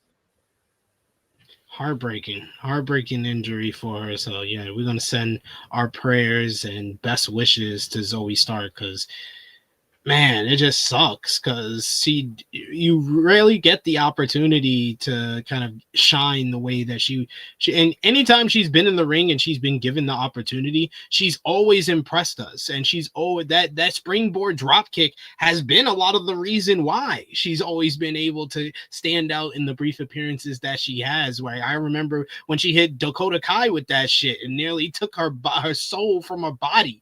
And then that shit happens and she just came up short, blows out her knee. It just really sucks to see. And injuries happen in wrestling. Like these guys and these girls, they put their body on the line, and this is kind of sometimes the consequence of it. So we got to appreciate the time that we have with them, because sometimes these type of injuries will keep them out for a long time. Sometimes even scarier, they can end people's careers. But I'm hoping the best, that she has a speedy recovery and she's able to come back very, very soon. And the thing that just kind of sucks about it even more is that and this is something I think all wrestling fans are guilty of, is making fun of like botches. Yeah. Like botches is a real thing. Like they're one take performances. There are no retakes. There's no redos. When you slip, something really dangerous can happen. Like look at what almost happened to Damian Priest when he had that match against, I think it was Drew McIntyre or somebody. I think it was where his whole leg got caught in the ropes and people called it a botch. Like, yo, this man could have like destroyed his fucking legs off of that shit. And thank God, like it was like nothing. And it was just something that they continue from. But these shits are dangerous. Remember Psycho Sid in WCW, how his leg got fucked up. And he never was able to kind of consistently wrestle ever again. Yeah, he wrestled a couple of times after that, but never on the basis that he used to in his prime. And look at, for even most recent example, like Kevin Owens. Like Kevin Owens gave us one of the nastiest ladder spots, but it must have triggered something that he's been fighting for, it sounded like a long time, and now that was like the final straw. Like that was the last thing. And that was like, now you got to treat it now. You got to take care of it. You can't avoid it now. Like this shit just, in it, all it takes is one. It takes one of these accidents. So that's what, when people like botch and stuff like that, like I tend to not make as fun of it. Like as like when you slip and you fall and it's like, okay, it looks like this was just like, all right. But when it's like one of those like scary looking things, like, I think when Drew and Damian had that incident, like I never made fun of the Damian one because I knew how dangerous that looked. But there's some ones that if you just like fall and bust your ass or some shit like that, that's a little different, a little funnier. Like Pat McAfee in the Gunther matchup. when he tripped over the top rope. Yeah, so like he slipped, like when he slipped in time, it's like, don't do that, Goofy. But don't do that. But the other ones where it's like, yo, that could have been really bad, but it just turned out to be like a bad look on TV. But they don't get a redo. They don't get a retry. It's crazy, man. So best wishes, all prayers, love, and support to Zoey Stark, and hopefully she can get back to us in a reasonable amount of time. But she's got a long journey ahead of her. Next, we get next week on Monday Night Raw. Of course, we heard earlier Tozawa will face Rusev, and we get another Rusev pre-tape promo where he talks about that Tozawa is not grateful for what he did to Otis, and that he's only trying to keep him from the same destructive ways that he found himself in. But now that he has to take care of Tozawa next week, he said he's going to destroy him, he's going to make him tap out, and then he's going to forget his entire existence. I'm really liking these Rusev Redeemer promos. I do like it. I like the direction of his character. He just has to get out of this goddamn Alpha Academy vortex. I mean, this should be the last one. This should be the last piece of it next week. So thank God he's like done with it after this, because it's gonna be. I don't want it to start to feel very samey. Like that's what it's kind of like heading towards. Like I didn't really care about this promo because it just felt very samey as his prior two. It's just kind of like a different twist of words, but it's literally the exact same message. So hopefully he just escapes this and then he moves on to something a little bit bigger. But yeah, he got one more week left of this bullshit and then he can move on to something else. And then we had the best segment of this damn show, Top Guy. As backstage, Finn Balor, the master manipulator, the master instigator, he's finally listening to what Dominic Mysterio told him earlier this year. The Judgment Day were shown celebrating their win from earlier in the night when Balor walked into the picture and he introduced the group to Roxanne Perez. As we've documented here on Rated Raw Review over the last couple of weeks, Balor's been talking to Roxanne backstage and a couple of segments in the background, and now we see what they've been talking about. Balor says that he noted that how Dom said to him they needed more numbers a few weeks ago. So Dom said they needed to talk to Liv about this before making any decisions. But Balor said that Perez wasn't a member of Judgment Day yet, but she can provide some help if they need it.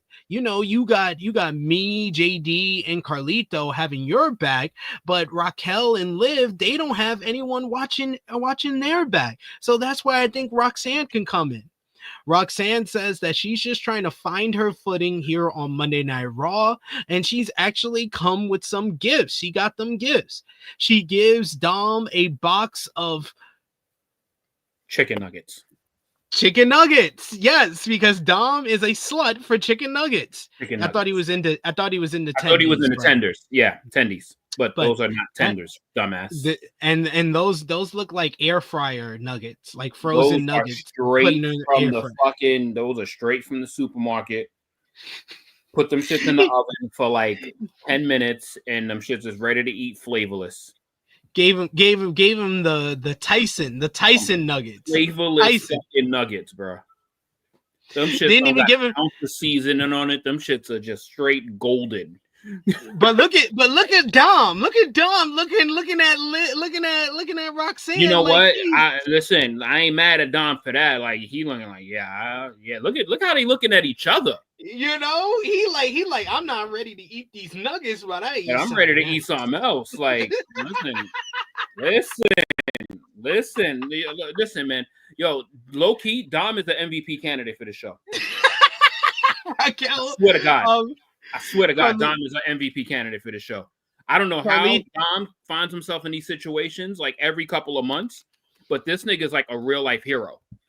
He is always the cutest bitch in the room. He the cutest girl. He the prom queen. Everybody always want the prom queen. That is Dominic Mysterio. We about to have another custody of Dom matchup at SummerSlam, but this time it's Liv versus Roxanne, not Rhea. Carlito asks if he gets a gift as well, and she gives him a gift bag full of apples, which he's very happy to see. Raquel Rodriguez is not with the shits, though. She tells Roxanne that she can leave now. They met you, now you can leave. And sternly told Balor that Liv will hear about what happened. Balor says, I can't wait. While flashing that Finn Balor smile. Bro, she's just... But did you see Dom checking her out as she walked out the room? Yeah, I wish I had Dom's eyes. Dom had the best view in the house. This is by far the most interesting and intriguing and compelling segment the Judgment Day has been in since last summer. This is the best at the Judgment Day, the best segment Judgment Day has been a part of in like a year. I would say though, this entire segment was a complete slap to Raquel's face. Because no one in that entire segment gave a fuck about Raquel. That's why she kept inserting herself in that way. Because it was like, one, she didn't get no gift. And then two, Dom completely he cut that whole side of his vision out and just saw like, damn. She might be a good addition. Might be another body on the roster to me.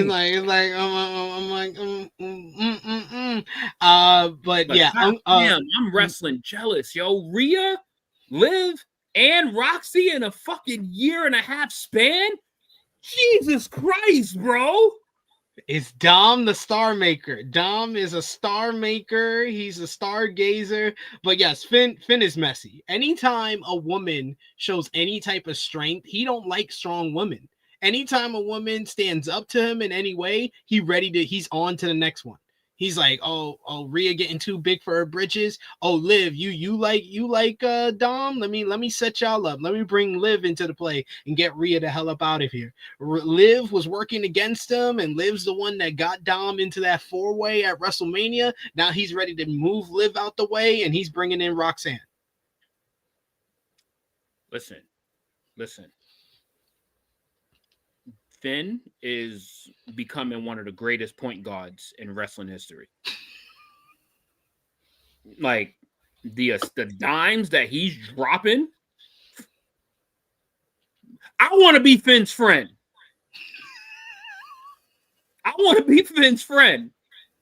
Like, are you fucking serious? Mommy, Liv, Roxanne? This nigga has the best friends in wrestling ever. It's crazy. I mean, she could have bring some sauce. I agree. No sauce though, says Fuck Louise. That. She's the sauce. She about to put that Bezo. I loved Raquel being like, I'm the only Hispanic Texan woman that can be in this group. Get the fuck up out of here. That nigga is the GOAT of wingmen. Like, he's the GOAT of wingmen. Like, you know what? Finn just catapulted himself up there. Like, yo, he is handing this man some. How could Dom ever be mad at this man? Like this, yo, you see how like Dom, it's like Dom tries to be mad, but then he can't be mad. Like, damn, like he just can't. He cannot be. He can't be mad at this man. He's using his own words against him. He's the one that suggested that the Judgment Day bring in the numbers, but he ain't expect Finn to do it when Liv was gone. Like Dom was trying for weeks when JD was out with injury to bring someone new into the group, and Finn was the only one who was like, nah, B. Liv gone for like 2-3 weeks. He bringing in a new biddy into the group. Cause he like, yo, Shorty might just stay out there. She might not even come back. You ain't got nobody watching your back, Raquel. Like, what you thinking about? Oh, think about Liv. What happens when you get your ass beat by like 3 chicks and ain't nobody there? You got Roxanne's help now. So he's thinking about everybody. Finn is a giver. You gotta appreciate he man.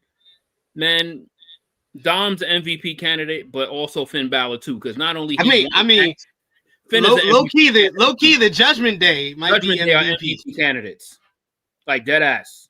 Because listen, they won, they had the best match on the show, and this nigga just provided the best dime on the fucking roster. And she got the new car smell. She got the new car smell on her too. Man, shit. Wrestling, jealousy, all over me.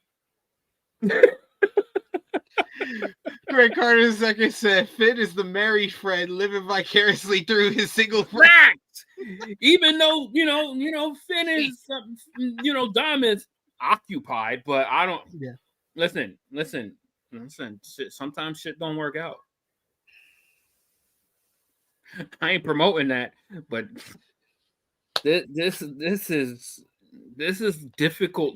This is difficult times in his life right now. Like, you can't just this nigga is getting handed like 11s. Like he is handing him every type of tea.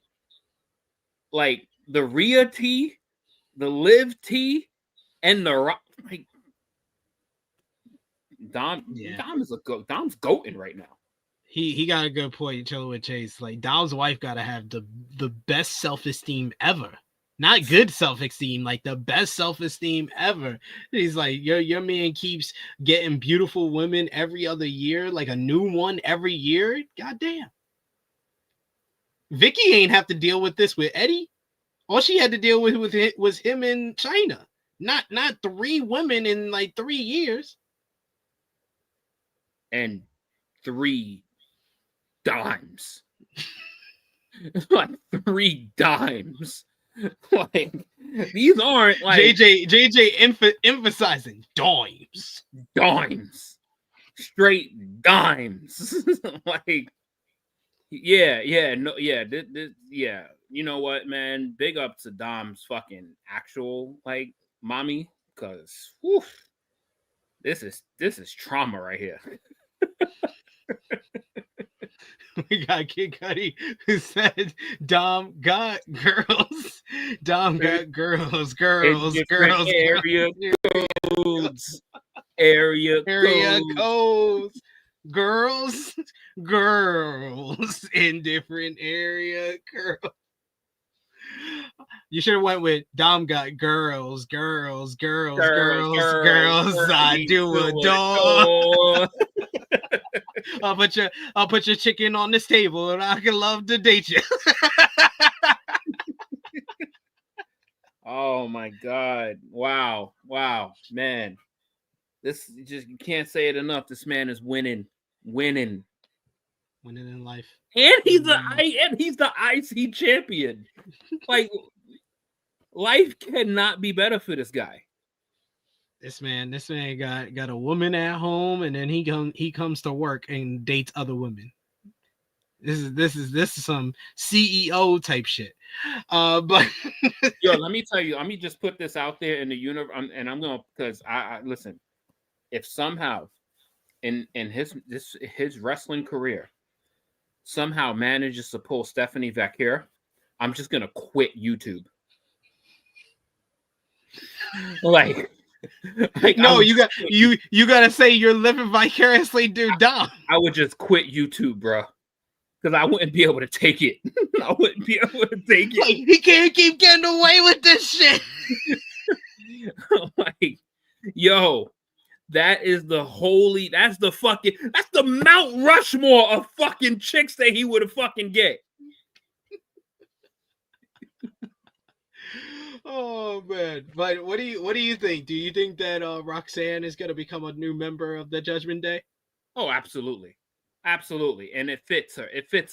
Like it gives her TV time literally every single week. It gives her an affiliation that she could use because she's solid talking, but she's not the best talker, and she can now feed off and now develop her character on the main roster with this nucleus of people. Like something I never thought of, but I saw it and was like, this is great. Like this was great. I was not mad to see this at all. This gives like the Judgment Day, who I thought was like on their deathbed. This gives them like at least like 6 months to a year's worth of storyline that they could develop now. This just gave them a shot in the arm, bro. Like this gave them such a shot in the arm. Like there's so much that they can do with this whole group now. Like when this happens, because Roxanne will be a part of it, and they will start to like Roxanne. And then once Roxy helps fucking Dom and Finn win matches, they're only just gonna introduce her to the Judgment Day, and then all of a sudden the next week that's on TV, the week after she's inducted into the Judgment Day, Liv Morgan will return. They're gonna keep Liv off TVs just to develop this a little bit more, so that when she comes back, she could be like, "What the fuck is going on here?" Or she'll be back next week, knowing them. We got Chuck Berries. He says if Dominic were to ever get Stephanie, he would officially pass his father as the better Mysterio, in my opinion. Yo, I'm telling you, bro. Like I couldn't even stress how goated this man would be if he pulled that off. Like I would just literally pay for a meet and greet just to meet him and just to be like, yo, you're the GOAT. You gotta pass some of that Riz off, yo. That Riz off. Yo, just give me a tad of that, bro. Christopher says Roxanne Perez is his pick to win the Money in the Bank. Almost definitely. She was my pick before this segment, but this segment made me go like, okay, yeah, they need to basically make her even more shiny new car. So having her get the Money in the Bank and bring that into the Judgment Day, that should be her way in. That should be her key into the Judgment Day clubhouse. I'm with it. I'm with all of it. I'm sure I'm with all of it. I'm with all of it. Bring it. If you're gonna put Judgment Day on TV every week as they have, make it interesting, and this would interest me big time. Yeah. Kid Cudi says, I think it's going to be Finn, JD, Carlito, and Roxanne breaking away from Liv, Dom, and Raquel. And maybe down the line, but they gotta milk it. You know Triple H, Kid Cudi. You know how Triple H is. He's gonna slur burn that. If that's the end goal, then yeah. But that ain't gonna happen for like another 4 to 5 months at best. Right. Yeah, agreed. So let it take its time. But listen, if this gives us some quality shit with the Judgment Day. Listen, we've been getting the Judgment. We went through the worst times of the Judgment Day. Yes. We went through the times that as soon as they hit our TV screens, we was like, fuck, we got to talk about them. The fact that this has been a turnaround, you can listen, we shitted on them for how many months? Like about a whole year straight. Since last summer. They've been trash since like September of last year. They've been trash. So if there's gonna be a time where they get some flowers, and it's rightfully so. And Finn Balor is winning matches? I said this earlier in the weeks, I'll say it here. Every time Finn Balor wins a match, he don't know how to act. Last time he won a match, he wanted a shot at a singles title. My nigga, you won a tag team matchup. You ain't even win a singles matchup. You won a shot at the Intercontinental title after winning a tag team matchup. He wins a tag team matchup tonight. He trying to invite a whole new girl into the Judgment Day. I ain't mad at him though. Sheesh, man. Listen, that was a great moment. That was a great moment of the show. Yes. Love the immediate use of Roxanne. Yeah. Just had all smiles for me because signed, in use, same episode. Yeah. Nikki Boy says Naomi was my pick, but that's a good shout, SP3. Naomi should be a favorite. If she qualifies, she's definitely a favorite as well. Right. Yeah. I wouldn't mind that. I wouldn't mind Naomi winning Money in the Bank at all. Mm-hmm. And Dion says, kick Finn out and have him link back up with Damian and Rhea. Bring back the OG Judgment Day. I think Rhea's outgrown the Judgment Day. Rhea and Damian have needed to Like they dragged that feud after SummerSlam last year so much that now I want them to like stay 100 yards away from one another. Do y'all not hear every week the euphoria that happens just at a sighting of Rhea Ripley? Yes, she's one of the most over people in the whole company. So she don't need a group. Nah. She don't need it. Like you usually put people in groups that can use something from it. Rhea don't need nobody. No. Rhea is her own entity right now. And then finally, we had the main event of this show, Top Guy JJ, the World Heavyweight Champion Jey Uso, making his entrance to a huge ovation. He even picks up a little girl in the crowd and starts yeeting with her as he makes his way down. It's crazy how this entrance has grown into like 10 minutes of the show of just yeeting. And then he's facing the enforcer of this new group, headed up by Seth Rollins and Paul Heyman, Bron Breakker. And these two guys have great chemistry with one another. I always thought that from last year in their matches over the Intercontinental Championship. Early on, you get Braun tossing Jey with a belly-to-belly belly suplex where Jey almost landed on his head. It was brief, but while he was in control, and then Uso started battling back, clotheslines Breakker over the top rope into the floor. He follows up with a tope suicida through the ropes, but Breakker is able to get back into control. He hits a big clothesline off the apron, sending Jey over the top of the announce table. They had to commercial break after that. The show returned, and the two were back inside the ring. Uso slapped Breakker, and they started trading blows. This ended with Jey hitting a pop-up Samoan drop onto Breakker for a near fall. We get "This is awesome" chants from the crowd. Uso went to the top rope, but Breakker cuts him off. The two battled on the second rope. Ultimately, Breakker hits his jump-up Breakensteiner for a 2 count. Then Breakker ran the ropes and then ran into Jey hitting a super kick. The crowd collectively turned to somewhere as Jey struggled to his feet. Paul Heyman hopped onto the apron from outside, and Uso kicked a chair out of Breakker's hand when he tried to sneak in, but Heyman grabbed Uso's leg. Uso left the ring and confronted Heyman, who was like, put him up, put him up, put him up, like he was Mrs. Dad.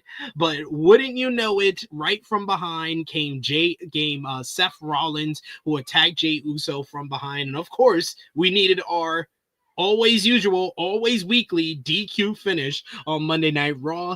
After the match was officially over, Rollins and Breakker, they were putting the boots to Jey until the music of Sami Zayn hit, and Zayn came out to a huge pop from this crowd. He gets on the apron and he stares down with Seth Rollins and Bron Breakker, and we get chants of CM Punk, and then CM Punk's music hit, and my lord, this might be one of the biggest pops of CM Punk's career. The roof blew off of this arena in Greenville, South Carolina, as CM Punk came down to the ring.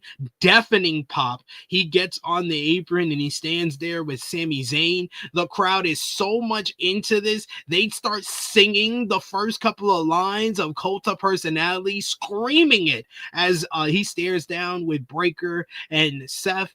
Zayn and Punk get into the ring and the brawl is on. The crowd is reacting crazy like this. This made this so much more of a hot angle than it would have already been, because we've seen this so many times on like Monday Night Raw, but the crowd reaction just made this nuclear. Breakker and Rollins battled Zayn into the crowd until Punk came in, leaped over the crowd barrier and jumped onto all four men. All four men brawled into the crowd as Jey was standing in the ring having his hand raised. Logan Paul comes out of nowhere and punches Jey Uso, knocking him out with the titanium punch. Paul, for some reason, was bleeding from his mouth. I don't know why, but he started talking trash in Jey's face, and he stood tall ahead of Saturday night's main event.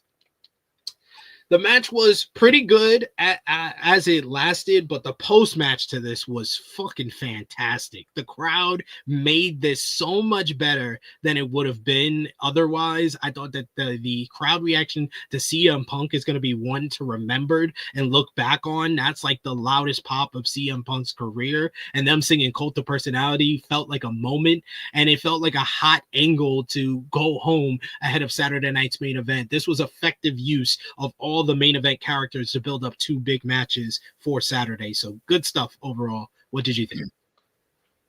Oh yeah, I think you honestly covered pretty much every feeling. That was fun. Like the match was solid. Like it wasn't like great, but it wasn't bad either. Seeing Paul Heyman ready to fight is always funny. Like, but it's like it served its purpose. And yeah, that post match was, yeah, like hearing that crowd, like, and it's like it's very few times where it all just connects like that. Usually when the crowd chants someone's name and then they come out, actually, they get a reaction. That was euphoria that took place. Like that was, everyone got their wish and everyone got excited.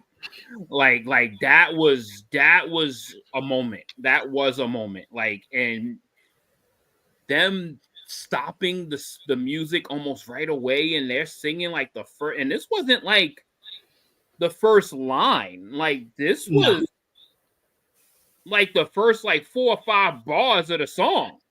This was so much better than all the times that they sing Randy Orton and they only know, I hear voices in my head, they talk to me, they understand. That's all they ever know. Yeah. These dudes was ready to sing the whole hook. They were ready to sing the whole, if he would have stood on that apron, they would have sang the whole, they would have done the whole thing.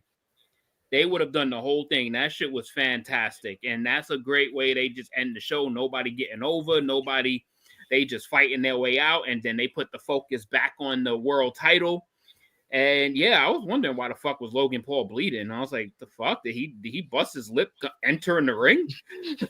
Like, he punched himself in the mouth? Like, what happened? But yeah, I was like, did this nigga's tooth loose or some shit? Like, what the fuck happened to him? But yeah, like, yeah, that was a great way to end the show. And then it puts the focus on Logan Paul like one more time before Saturday night, which was cool. Like, this was a well-executed finish to Raw, and, you know, a lot better reaction from me compared to last week's episode. So this was, I enjoyed this show quite a bit more than I did last week's episode. There was just so much more meat on the bones on this episode. A lot of important things took place, angles, rivalries, buildups. This was to me, a really good episode of Monday Night Raw. Yeah, I thought it was a step up from last week. Not as much focus on people that aren't main characters on the show, and I thought that they focused on the main event scene.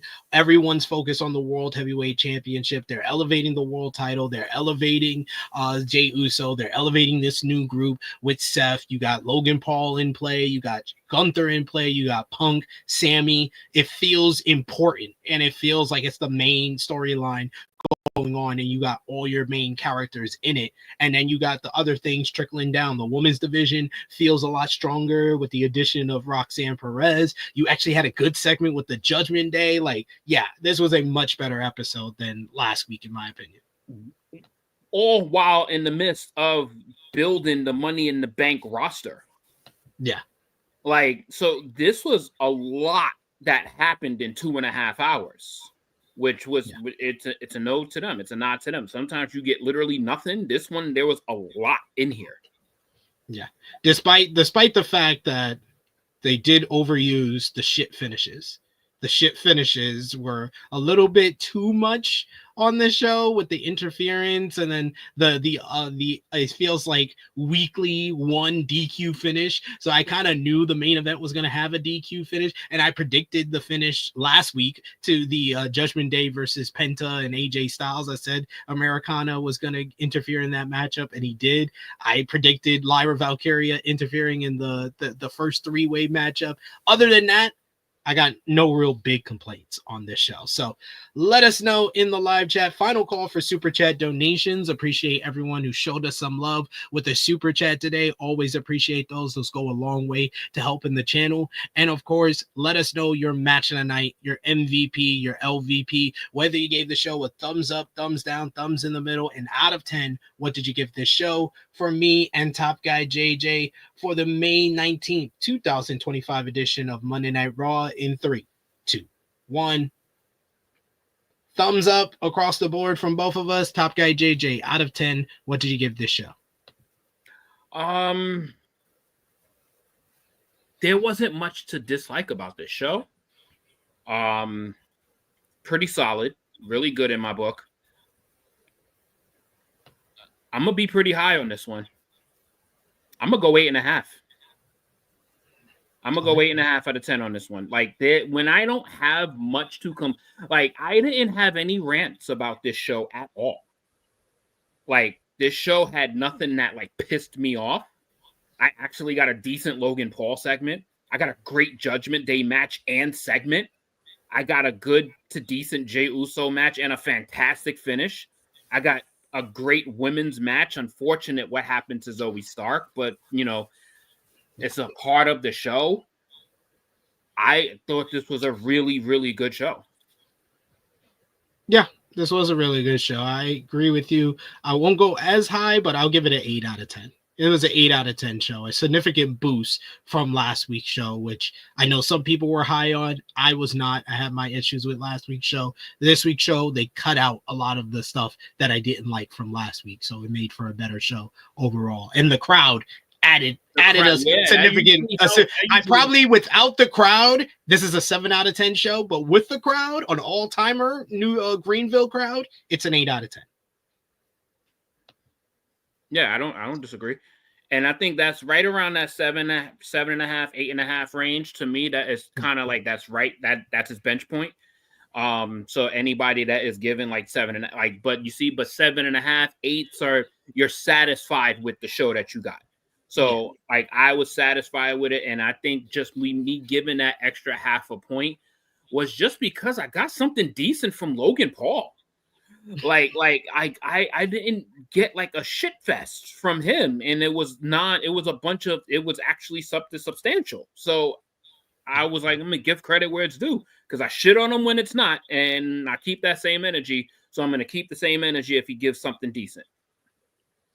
So who is your MVP for the show? My MVP of the show, I'm gonna go Finn Balor. I'm going to go Finn Balor.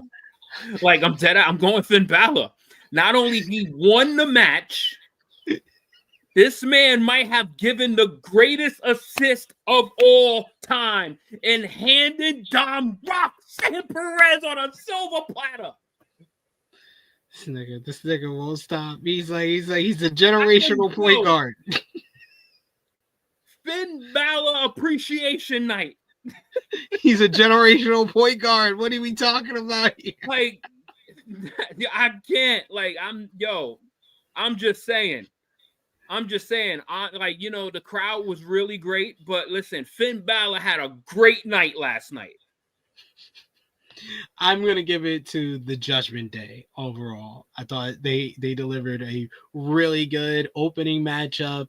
They had a very interesting, intriguing, compelling backstage segment. This was a good night for the Judgment Day. So Judgment Day overall is my MVP. Honorable MVP, I agree with Seth, to that Greenville crowd. The Greenville crowd 100%. Was awesome. LVP for the show, I'm going to give it to Grayson Waller. I almost forgot he was on the show. I agree. Grayson Waller. You see, Grayson Waller is probably literally why people gave the show a 7.5. He literally ruined like 10 to 15 minutes of your viewing experience. Fair enough. Grayson Waller, 100%. And match of the night, I'm going to give it to Judgment Day. I'm going to give it to Judgment Day versus AJ Styles and Penta. Oh, yeah, opening match is a match of the night. Absolutely. And that we got a bunch of love for Finn Balor in the chat. LeVay says Finn appreciation night. He's a fan. We also got Ace who says MVP Finn Balor. Kid Cudi says I kind of like that match. Talking about Sheamus and Grayson Waller. I thought the match was decent, but I can't front like Grayson Waller wasn't the LVP of the night. Also fair to give it to Pat McAfee. I mean, he do nothing offensive last night. Yeah, he wasn't offensive like he was last week. Yeah, so. Last week it was fucking overkill and fucking, especially on Sabu night. Yeah, he deserved every fucking LVP fucking mention possible. Last night he was just there doing his job. Yes. He didn't know Penta's win-loss record, but that's it. I can't hold that against him. But Top Guy JJ, thank you as always for joining me this week. I'm gonna talk to Romeo about adding you to the intro on the show because you've been here pretty much since it came to Netflix. So we appreciate you as always. Let everybody know where they can follow you on social media and when they will see you again. Of course, you mentioned that, and more than unfortunately, next week I won't be here. Next week, it's good. Next week I am covering for my assistant, so I'm covering for her while she is gonna be like taking a little break with her kids. So I'm taking that. Nice. I'm gonna be working that Tuesday. So I will be on the following edition of Rated Raw Review, so it should be episode 70. So I'll be on that one. But on Instagram, you can find me at TrueHill_TopGuyJJ, and on the YouTube channel, as just talked about. I'll be off next week here. I'll be working. I should be on the following episodes, Rated Raw Review 70, not 69, which is a fucking bad number to miss. Especially after all your love for Roxanne. Especially after all this glazing that I just did over all these fucking gorgeous women. But I'm gonna have to miss 69. 70 I should be back for, and my True Hill Heat appearance would be the day before Father's Day, which is June 14th. That will be my June appearance on True Hill Heat on the flagship show. So I'll be on the week after, and then I think that's the following Saturday. So I think it's literally that 2 Tuesdays from now, and then that following Saturday. There we go. And you can follow me on the Twitter machine at TrueHillSP3. You can follow the gang, Facebook, Twitter, Instagram, TikTok at True Hill Heat. Patreon.com/True Hill Heat. $3 a month gets you exclusive content. The best place to support us when we are not live here. We'll have our TNA Under Siege preview over on Patreon.com/True Hill Heat. So go over and check that out when you can. That's probably going to be dropping tomorrow. I'll be live here tomorrow, 1:05 p.m. Eastern Time, with our WWE Saturday Night's Main Event and NXT Battleground preview. I'll be joined by Shadi of the Wrestling Republic podcast, so join us live for that. 1:05 p.m. Eastern Time on Thursday. Y'all know AE Ramble reviewing AEW Dynamite, the go-home show ahead of Double or Nothing. Speaking of Double or Nothing, we got Friday, 1:05 p.m. Eastern Time, the Double or Nothing preview with myself, Joel Holbert of the Late Night Grin, and Russell Pierce, and of course our good brother Jay News. And Saturday, the True Hill Heat flagship podcast, Chrissy Love is off. She'll be officiating a wedding, but she is because she sent bad juju to Zoey Stark. Josh convinced her to show up, so we'll be here live on Saturday at 10:05 a.m. Eastern Time. Chrissy Love will be here at least for the first hour, and we'll be with Chrissy, Josh, and special guest Sat E. Nyangi of Wrestle Talk. So damn, this is a loaded week on True Hill Heat. God damn, Sat E. and Chrissy for the first hour. Fuck. And it's 10:05, so I think I'm working. I am going to be picking up a Grail sneaker that day, so I'm going to see if I'm going to be out and about. I'm going to be obviously getting my lovely Jordan white cement 4s, so I'm going to be out and about getting those, but I am definitely going to try to tune in for that first little tidbit right there. Yes. So we'll definitely be talking about WWE first on Saturday, so we could hear Chrissy Love's thoughts on Zoey's injury and if she's gonna have some penance for what she did to Zoey Stark. But join us for that. We got a jam-packed weekend. Sunday, we got a WWE Saturday Night's Main Event review. Monday, we got an AEW Double or Nothing review. So we'll be doing this all week, and then join us back here next Tuesday. Hopefully, Romeo will be back despite whatever the score is for the Eastern Conference Finals. Listen, man, you gotta tell his ass he gotta show up next week. I ain't gonna be here. I'm gonna literally be working. I will not have the availability to show up. I'm gonna message him right now. I'm messaging him right now. We need you for next week because Top Guy JJ is not here. I will be at work. Join us for a jam-packed week. It's a pay-per-view week, so you got content every single day of the week. So I hope you join us for all of that. Before Top Guy JJ, it is me, your True Hill Phenom SP3. This has been Rated Raw Review number 68, Judgment Day Rocks, for the May 19th, 2025 edition of Monday Night Raw. We are signing off until next time.